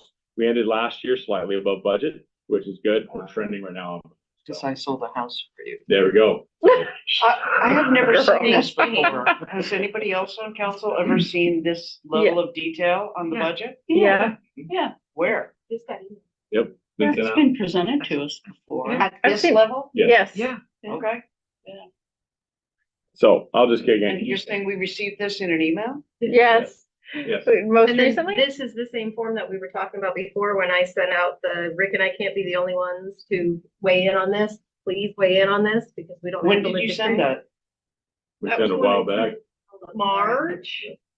Yeah. I sent it to Ann. And It's then probably Ann sent it March. to everybody. Yeah. I finalized it with your office, looking at what's really critical in here is when I get down to the bottom, the dates for deliberations, the dates for the workshops, make sure council's available. So I'll be in French Polynesia, sorry. in October? No, in November. You Okay, were just that's waiting okay. to say that. Why? Oh, yeah, I'm gonna miss What that. date in November? I think I'm leaving, I should look at a calendar. I'm leaving, I believe, on the 10th. Yeah, I'm leaving on the 10th. And I'm Oh, getting back here boy. the day before Thanksgiving. Okay. So Denise. I'm here. I'm here for you. You're not gonna be in, I'm here for you're you. not gonna be in Hawaii. Denise will be running the vote. I'm out on the 18th as well, Okay. prearranged, It so. was sent April 23rd. There you I can resend the. I'm out on the 18th too. No, I'm not. I'm not go. here. We can work within the calendar. We have to adopt. There's certain things we have to do by Real certain quick dates. though. I don't mind missing. Yeah, but yeah, so we can. There's some things we can always push to be able to approve. Yeah. The workshops, I think, are the most critical that Yeah. Yes. staff here. So, so just going back up, as you saw before, we're gonna be talking rates and fees earlier. Staff's gonna go. We're gonna have more of a focus group on that. Have a robust discussion of what's in there before it gets to council in August. And again, that will come back for the vote on rates and fees in October. What I wanted to highlight in the green is really when the council gets, so the mayor is required by law to have a proposed budget that is what we, and they use the word balance. Balance means you can have revenues, expenditures, and fund balance, and how you're making sure you have enough resources over uses is what that means. That's the definition. So a balanced budget is presented to council for council to consider and to adopt. So that has to happen. And so that happens and the budget gets posted on the city website and available to council on October 16th every year around that time frame. From October 16th to the second vote, the second public hearing at November 18th, there's a month from getting the budget to actually adopting it is what the council has to be able to change that, make their adjustments. And so you have 3 workshops that we have set up that really we can get into the kind of opens it up.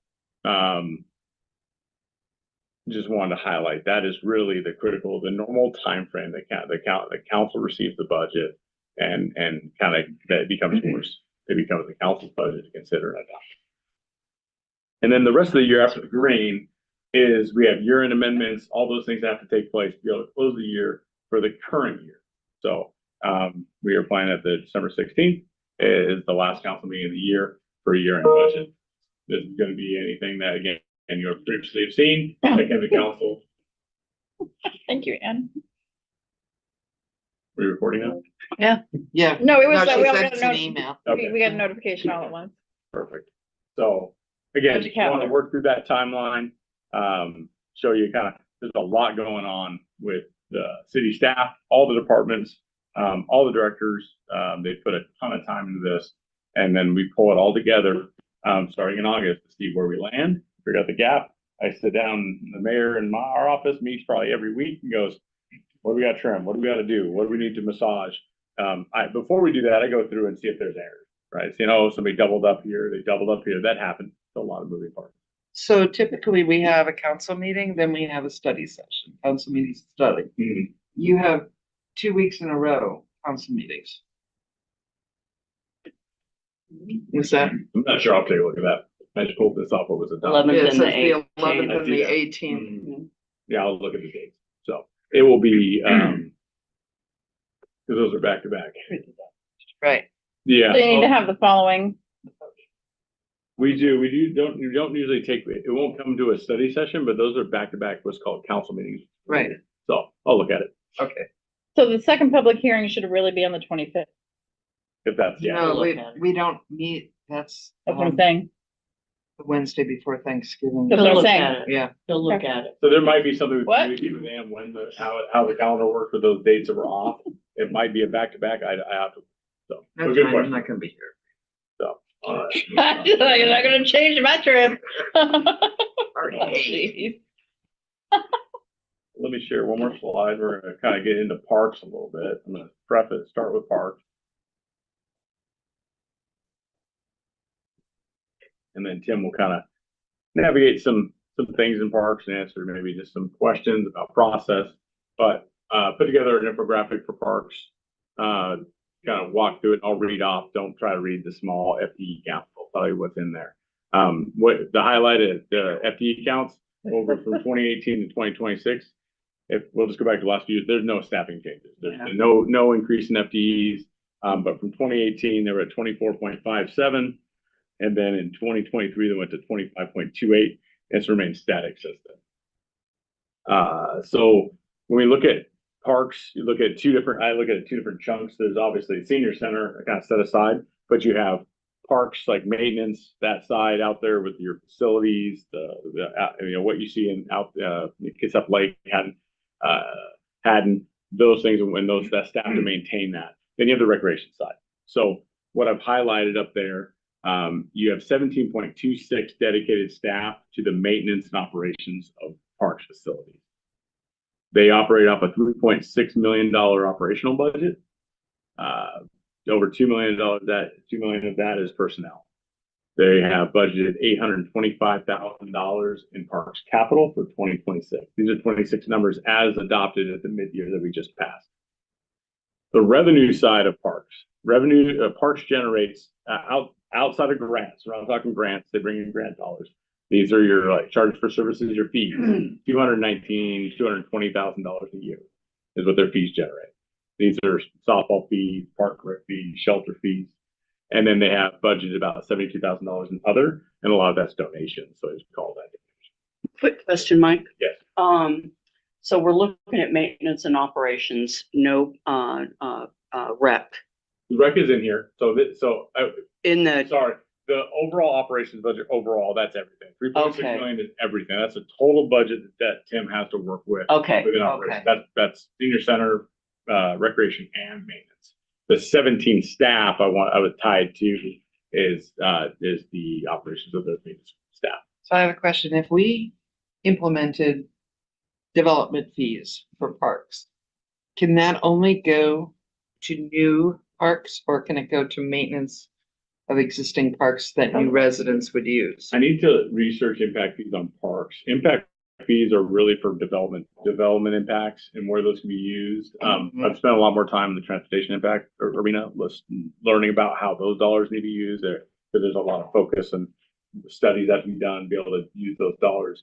I believe, yes, it's going to be for expansion. It's going to be for impact, for new development, making sure you have the new parks. But I don't know if it could be for redevelopment of parks. The maintenance. In other states, it is. Yeah, I'd have to look. So I think that's critically. no, it'd be very important before we'd ever do it. Yeah, I don't think it can go towards operations, but I think it can go towards we've got it identified in our Park Pros plan as a funding option. Okay. For Washington State, because every state's a little different, because I know in California, Yeah, traditionally it's set up, like Mike said, as a way to keep up with the demand on parks. Growing, right. What are these impact fees? How are they assessed? Per unit when you get a permit to build. Yeah, development, Housing. development. So, Instead of going through the whole secret process, yada, yada. Yeah. Uh-oh. Yeah, now they go through this convoluted way and they get some transportation dollars, but it's, Are these assessed at the municipal level, at the county, city? yeah, when you get a permit. Like So I we was can- talking with Mr. Stern, Mayor Stern, and he said as soon as they implemented development fees, they got so much more development and better development, which is counterintuitive, but It's predictable. yeah, and we're the only city in Washington State that doesn't have Okay. only one. And we were not prepared to talk deep in the impact. Yes. Thank you for that non-germane It is explanation, in- but it is it's, in- Like I said, it has it within this document, the city has had discussions around. and I feel like you probably explained it to me before, and I apologize. That's okay. Sidebar. I'll keep Keep doing it. I will take this slide now and hand it over to Tim, and we're here to see how this goes. So answer any questions. Yeah, I've prepared a few things if you want me to get into them. If not, I'm happy to just have discussion, but just kind of wanted to talk to you and let you know, obviously our budget is pretty stable every year. Not much really changes. We move some numbers here and there, based on our spending the last couple of years. If we feel a certain area needs to be increased or not, then we make some of those adjustments. But really, it's more tightened up during the year, kind of keeping watch on things. As Mike mentioned earlier, all the departments have been looking at how they can do business a little bit different and try to save some funding. We haven't really done a whole lot of that within parks, just because there's not a whole lot of. Because you've been doing it. You have to. Not a whole lot of additional funds out there, but I guess what I've been doing a lot since I've been here, really what was incorporated to as part of going through our park system and then doing a full evaluation as part of the pros plan is also doing comparables. And then I've challenged my staff as well to go out to their contacts or helping them create contacts if they didn't have them. And with our fees and structures, as Mike said, altogether we between the donations and our fees and charges, it's only about 300,000. So even if we're raising our rates a little bit, it's not going to bring a whole lot in. And some of my concern in some of those is some of the programs might end up being cost prohibitive. And so looking for alternative ways to help support those sponsorships, other types of things that we can do with business partnerships within the community. But one of the things that I really like digging into is, so our National Recreation and Park Association has a park metrics program. And so I typically every year, and I did this last year because you can't have access to the info if you don't do the work, put like 2 or 3 solid days into inputting our data for our community, and then it gives us the comparables. So about 6 months later, we get a full report. So the most recent report I have is for last budget year. And it literally prints off a customized report for your community based on the information you have, and you can dig in deep into your regional comparables as well as your national comparables based on your community size and or your population by square mile. And so that's a lot of what I look at when I'm doing some of my long-term planning. Obviously Mike said, we've been static on our staffing levels. But that information also tells me what are the other organizations that are our size, have similar park sizes, what do their staffing levels look like and how. So it really kind of helps us, again, dig into even our park structure. So a really good example is we have 28 parks. That's on the higher end of communities within our population size, but we're low on acreage. So we have a lot less acreage than other communities our size, even though we have more parks. And so what that also tells us is our park per acre size, just rounding it off, is about 10 acres per park, where the national average is 24 acres per park. And so what that's telling me on a operations side is we're moving a lot around town and wasting time because of the amount of parks that we have. We have a lot of small parks, so what we refer to within our systems as pocket parks and neighborhood parks. We're very heavy on those. Just those two park types, we have 19 out of our 28 parks are all essentially below 10 acres. And so we have staff that are unloading a mower, unloading equipment, 10 minutes in, then mowing, doing their work at a park, half hour, 45 minutes, an hour, and then they're going to load back up and then head elsewhere. So unfortunately, I mean, our park system is not necessarily set up for us to be super efficient. And I think that's where it shows sometimes too, when we end up getting pulled away to do a project, again, being a little bit on the lower end with staffing levels. FIFA is a great example. We were all hands on deck. We wanted to make downtown look great, but at the same time, our parks are suffering a little bit. And so they're not getting mowed as often as what they normally would. And we need to get caught back up on those. So that's kind of some of on the operations side, some of the challenges we're dealing with. Obviously, having a few more staff would be helpful. Even if we were able to find a way to fund some seasonal staff, although seasonal staff, as Ron would probably know, seasonal labor is hard to find. And then you train them and then they're gone. We're lucky to be able to retain 2 of our seasonal laborers from the summer before the next year, because we've trained them up and they've gone elsewhere. So just lots of challenges in that area. Also within the recreation side, when we hit that downturn in 2008 to 2010, a lot of our department on the programming side was cut. And so we haven't really expanded in our opportunities for programs. Senior Center, again, is a little bit different because they're busting at the seams and they're programmed out from 9 to 3 every day. So they're doing a great job maintaining what they have there. But there's some opportunities as well for us to be able to, again, the recreation staff are identifying what's going on in the community that we're not offering, or what is not happening in the community that people want to see, for us to be able to look at expanding some of our opportunities. Our adult athletics is probably where at least 70-80% of our revenue comes from, is our sports teams. You're not cutting pickleball, are you? Yeah, darn. Yeah, No, pickleball's the one that, So again, and then the other thing, the capital side, comparables, as you're aware, a lot of our capital projects can happen because of the funding that we're able to get from outside sources. We don't depend on the general fund to have a capital budget annually to help us with that. This last year, or 25, I think we were just a little bit under 700,000 for our capital, where our comparables are at 2 to 2.5 million. Is what their communities are receiving. Some of that is general fund support. Some of that is just other types of funding that they receive within their various states.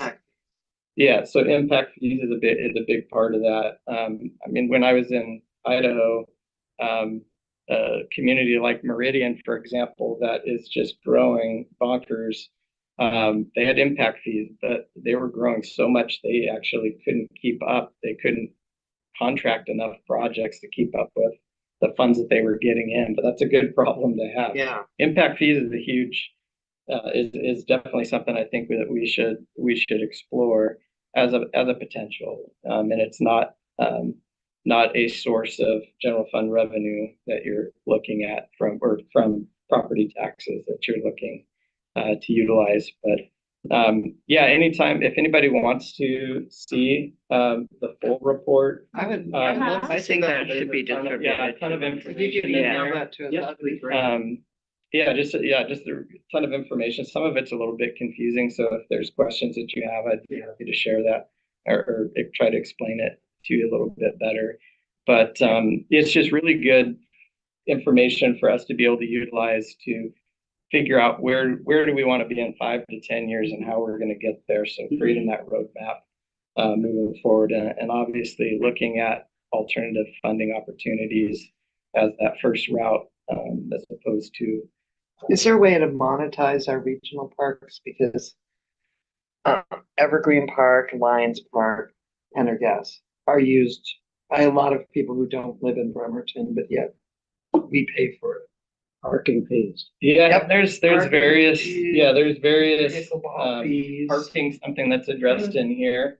At one level or another, I think it was close to 80% of communities have some sort of parking fee, but that could also be for tournaments that they're hosting. That's very common when you have a regional sports complex. When cars pull in, you're charging them a parking fee for the day. And so that's where I think a lot of those parking fees come from.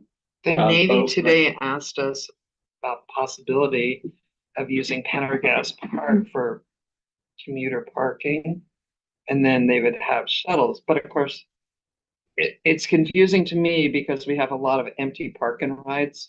Right. So part of the, and try to straight up, yeah. We looked at that this last year, and if you want, I don't know if you want to speak anymore about. We didn't say yes. Parking, yeah, potential parking at Pendergast. We had looked into it this last year. Yeah, there's a lot of downsides.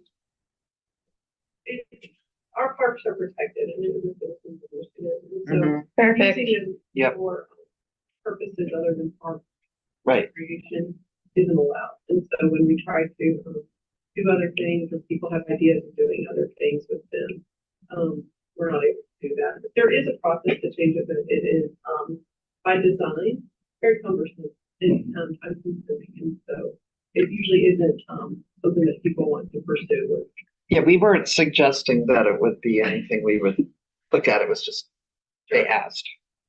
Denise? Is this analysis going to be incorporated into your budget presentation, your recommendations, whatever? This is one of the reasons we hired you, is because you're tapped into this type of thing, which is great. And I'd love for it to be more than just sitting on a shelf. If we could take that analysis and make it real, like based on this, I'm recommending impact fees. Impact fees have been brought up for parks before. I remember bringing it up with DCD, and it was not popular. So I think we're at a different time right now. And so I'm hoping that we're going to see this is really interesting, and I think it's hopeful, and I'd like to see it incorporated in the budget planning. Yeah, we'll see, Yeah. see where it Yeah. takes us. So I think it's gonna be. See what sticks. I mean, it's resource based. It's resources, money. Yeah. Yeah. yeah. It's gonna be At the resource-based, very least, so. I can tell you where we should be. Yeah. And whether that's in the form of just information sharing or a request, however. Well, yeah, it's one thing to be told where we should be. I think we have known that for a long time. You're quantifying it, you're proving it, you're validating it. I'd like to see action, I think we all would. And it's revenue fee, I think, generation. yeah, and I think Yeah. one of the, Jane, that's a really good question. How do we monetize Yeah. our facilities? Tim was just at the table with a grant proposal with a partnership that the mayor's been working on that is looking at regionalizing one of our complexes that brings in, could be a revenue generator. Yeah. Yes, Right. right. Partners on Yeah. their facility. Yeah. That is a large initiative to tackle some of this, where those dollars come back into Bremerton, for users that are outside of Bremerton. And so that's a pretty monumental step in the direction of getting that facility built out. Let's take some but we monumental also step. we have Bainbridge Pickleball Club at Lions Park. Bainbridge has to Didn't pay they help double. support financially? Didn't they help support the changes? What did The they? Cambridge Pickleball Club? or was it the Lions I Club? think it was a It lion. was a line. Lions Club did when they did some of the renovation a couple years ago, but I'm talking with Yeah. the West Sound Pickleball Club, Right, wherever they're based out of. wherever. I'm talking with them about some improvements. Am I okay to go ahead? Yeah, you're okay, then honest, yeah. So I feel like you're just teeing us up for maybe some recommendations you're gonna make during budget season, right? Teeing us up saying like, Well, hey, maybe we need and to also think about just kind of streamlining. finding out, how much do you want me to get into this, or do you not want me to do any of this? We don't know what it is. Well, yeah, but- we need, if you email that to us, that would be. And based wonderful. on, we hired you for your expertise. That's, I have the floor. Oh, sorry. Gosh. Yeah.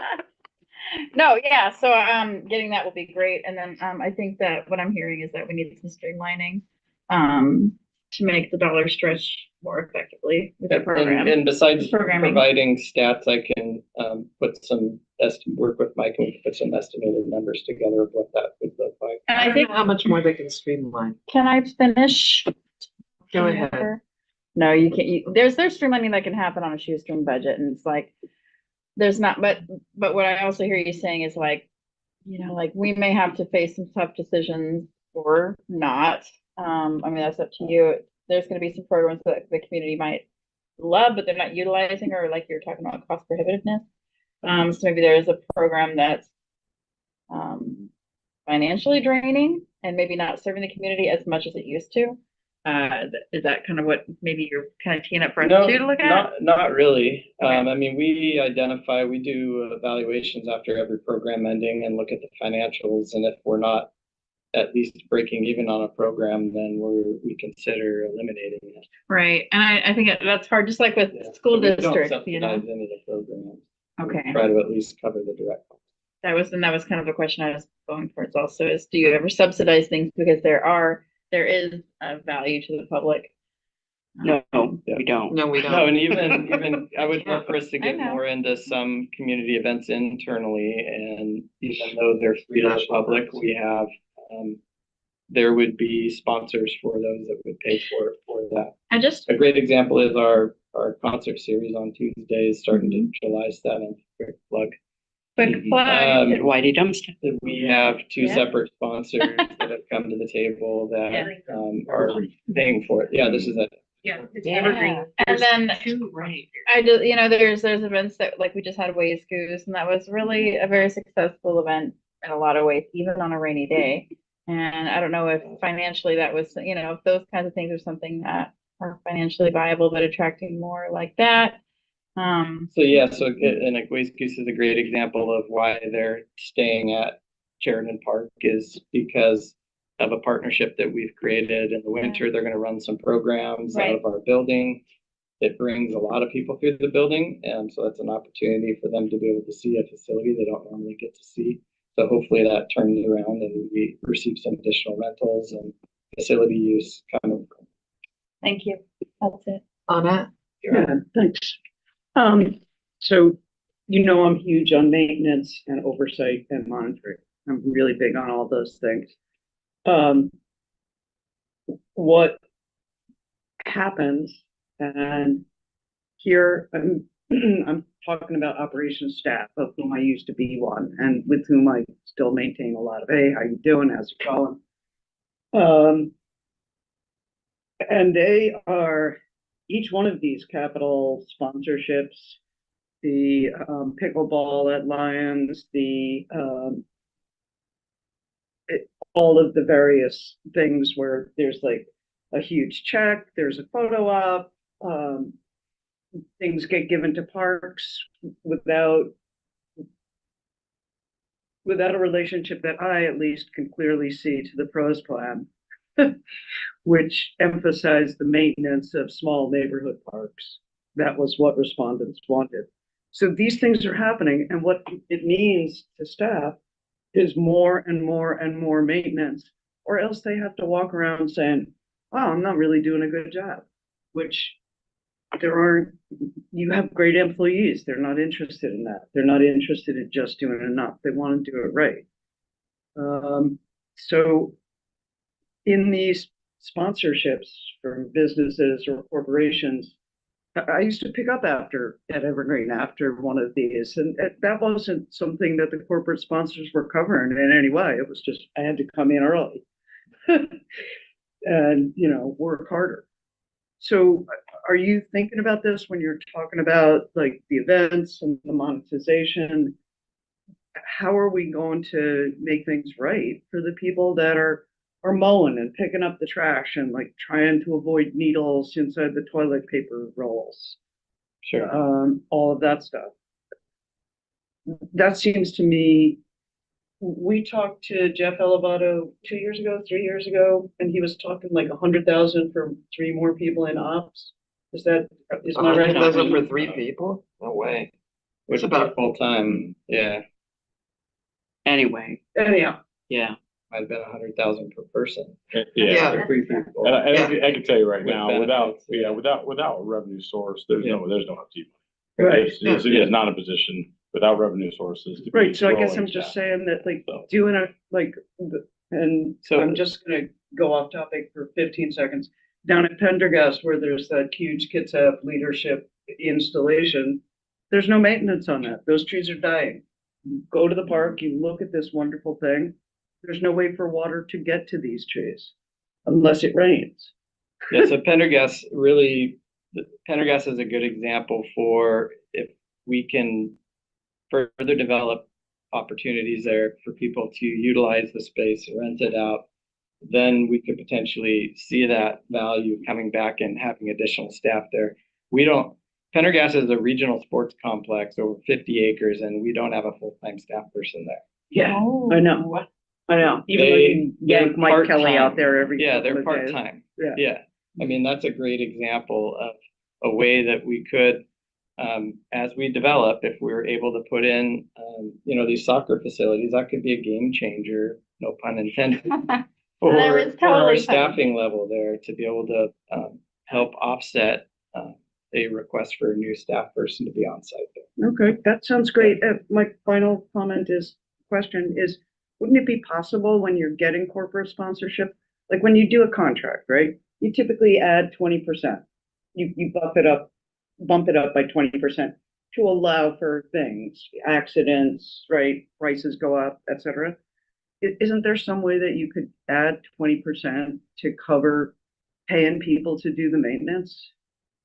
But usually people come and say, here's $10,000. They don't say, how much is this whole event gonna cost? Or they say, I want to build this. Right. Yeah. And we work through that process and find out what the development cost is. They don't necessarily have an interest. Yeah. I think They want a plaque. they want a photo op. I do understand that, but like, is this a policy that we could make? Is that if you want to give us money, that's great. You just got to give us enough to maintain it. Because we don't have it.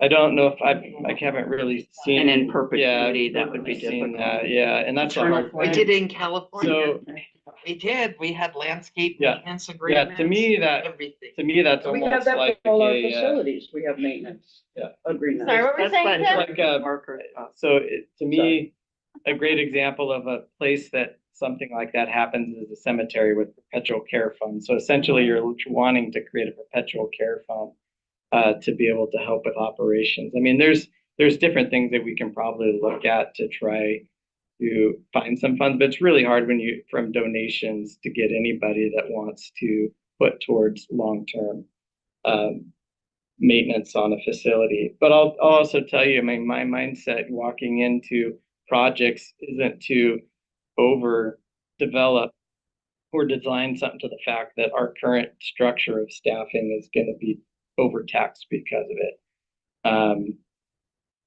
One of the checks I got this last year for the tennis courts at Lions Park, that wasn't necessarily a pros item, but we have a safety concern there and we have to address it. And so we're going to have to do a redesign of that.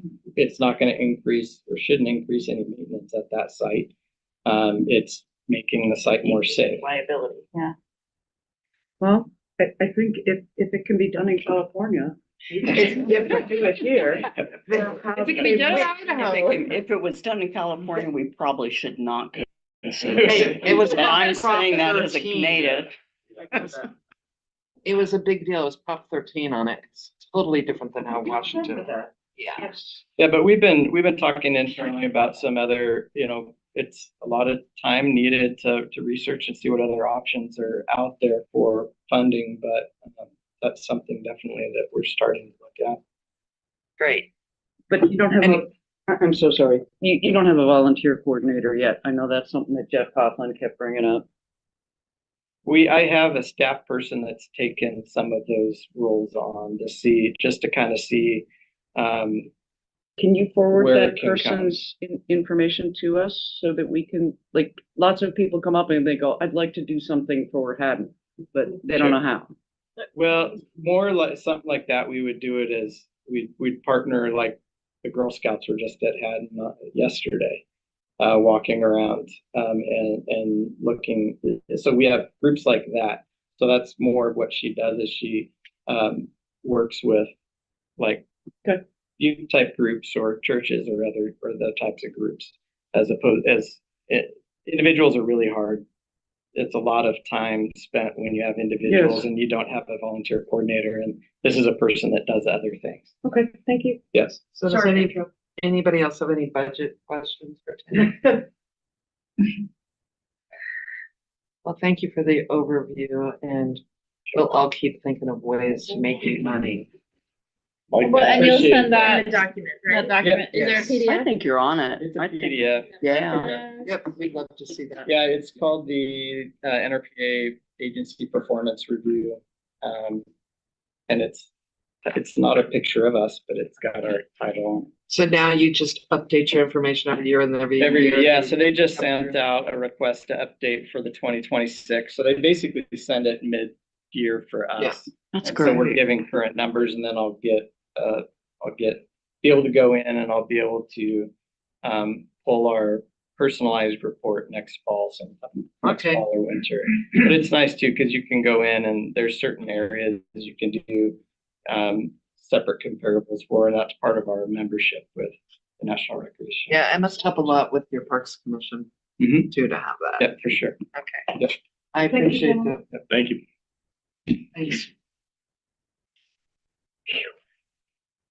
Warm at the table. Okay, we're almost done. Back It's there. the hot seat, that's why. Fans are springing the Yeah. hot. Next, we're on to general council business.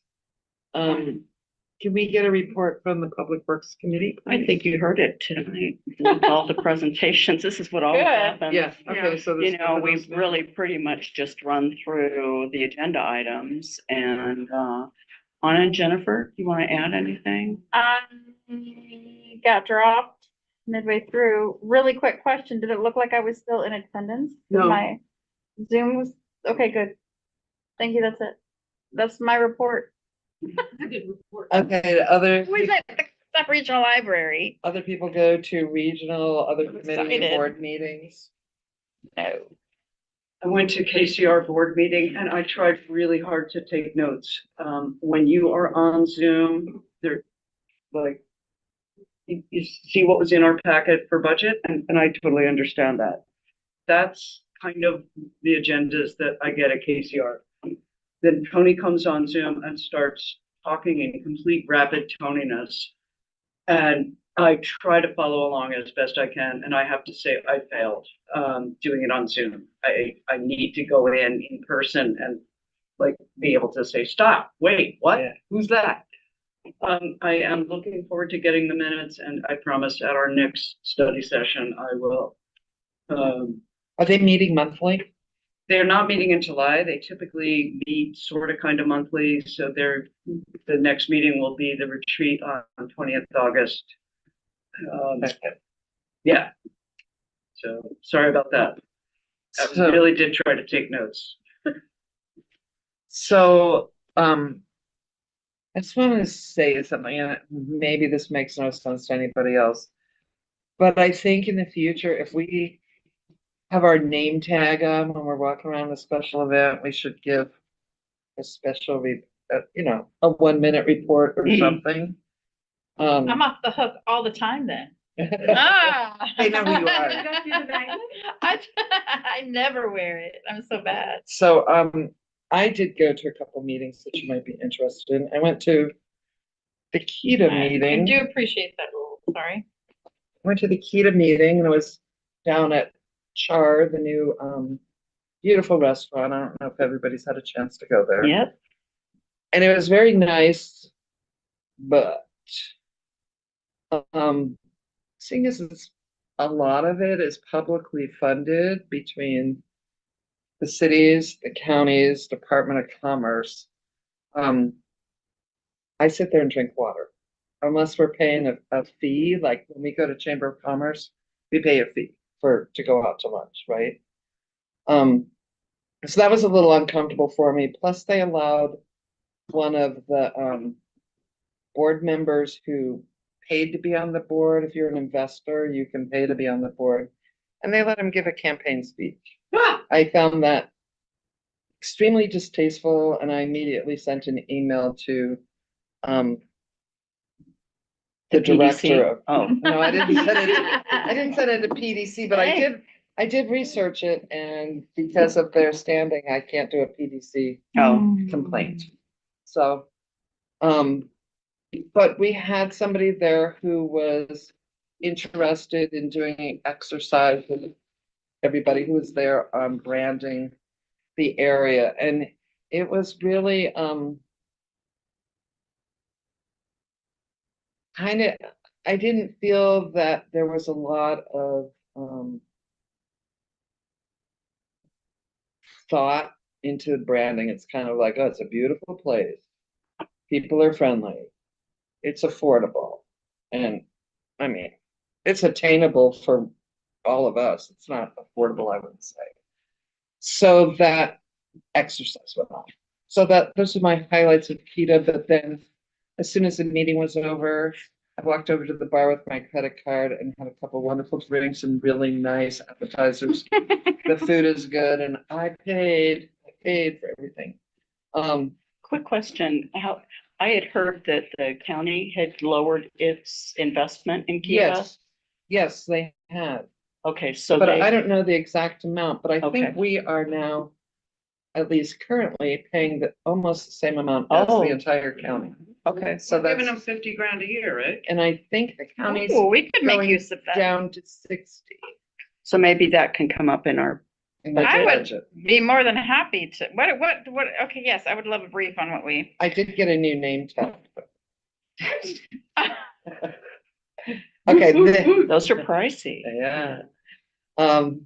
Then another meeting that we had today, Denise and I met with Jennifer, I forget her last name. Oh, wait, we just had a change of command email. Kirby. Kirby. I'm sorry. From the Navy, and she actually is taking over Rick's old position, correct? And we had a pretty good conversation. We did talk a little bit about how a lot of us were disturbed at what we perceived to be threats last week about grant funding, and she was going to watch the tape and talk about it. So good. And she talked about the issues that they have, of course, parking. It's unbelievable. Do you know how many people use mass transit, work at the shipyard? Almost none. Out of all those people, 1,000, and that's it.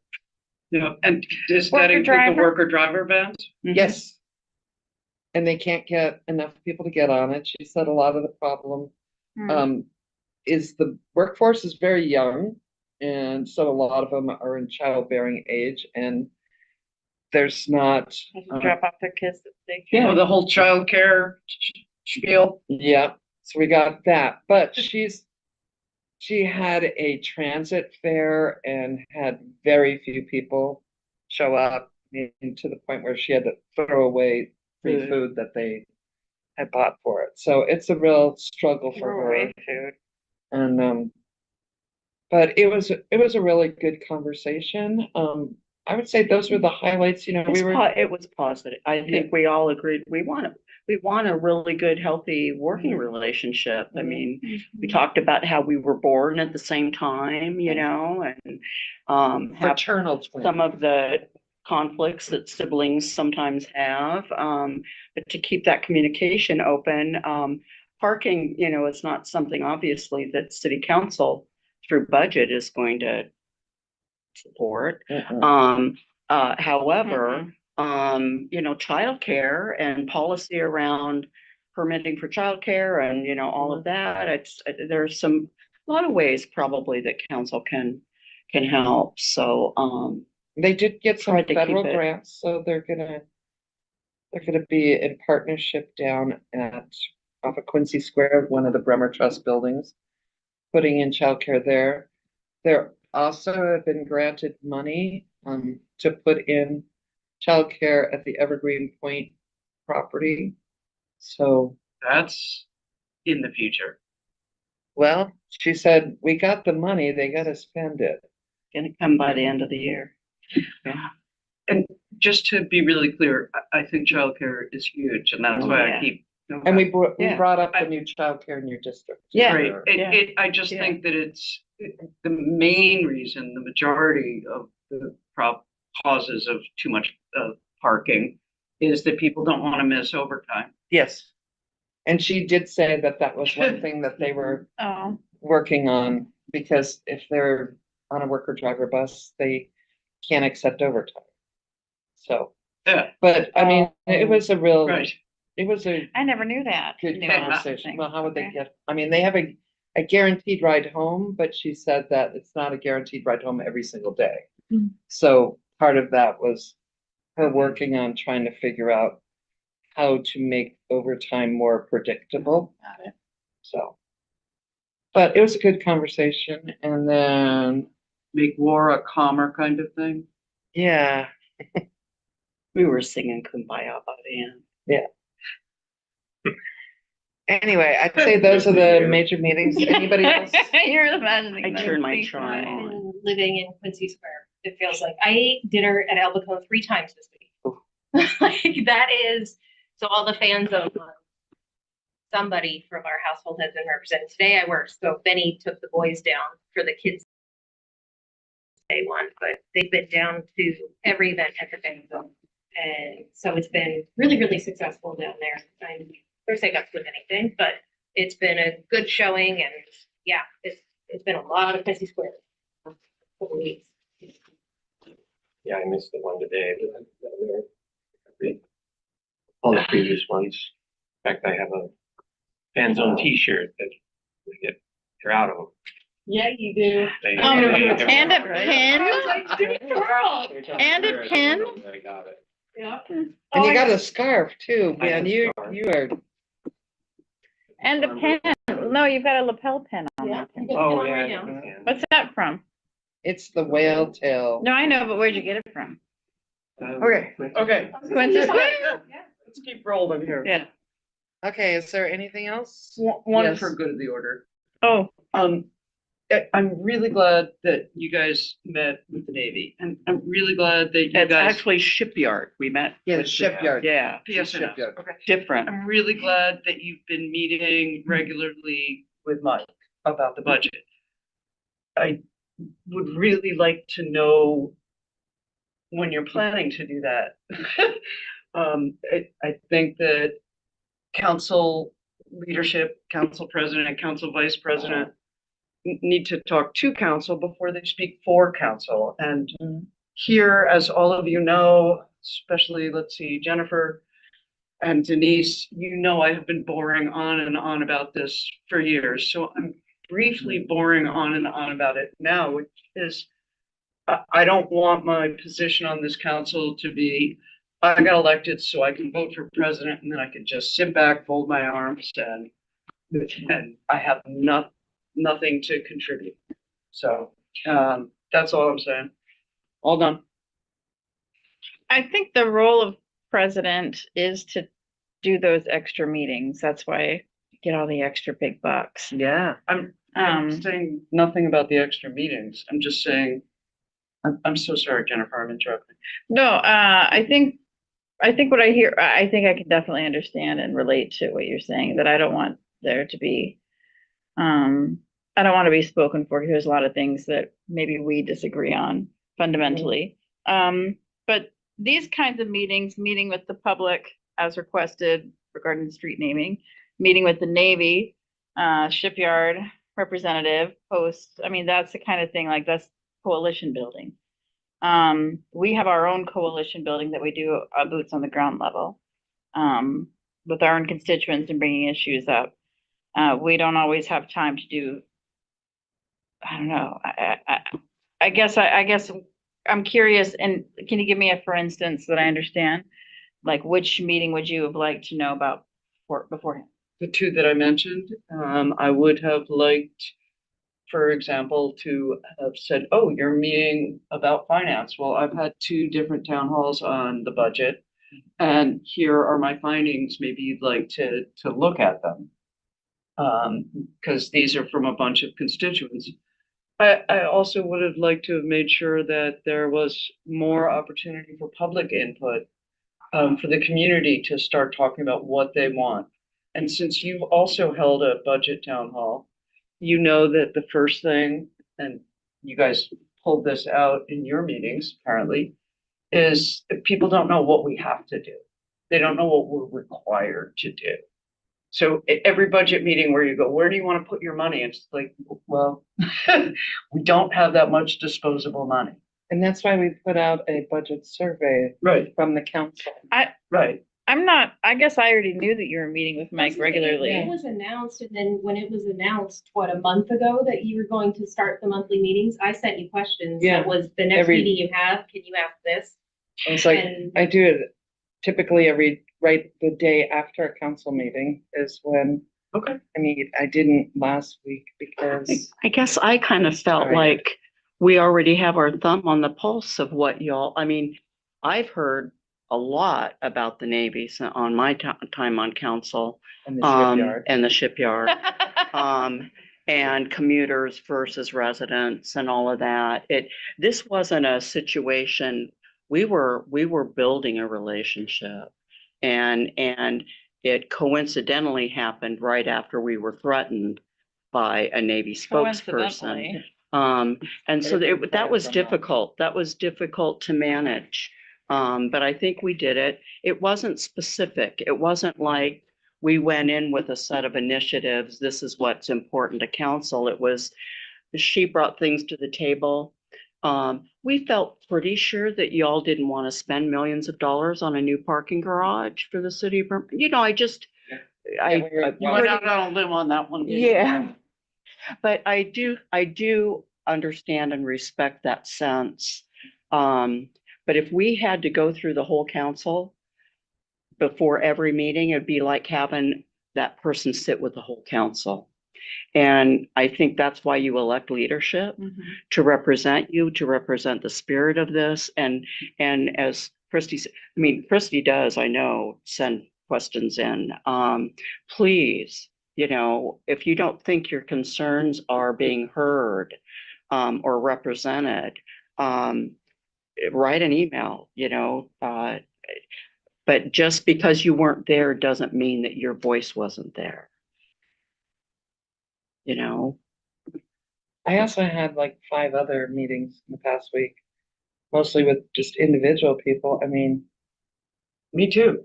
So, I mean, but when you're meeting with finance, every 2 weeks. I don't meet with finance. I don't meet with finance. I It's do. only Jane.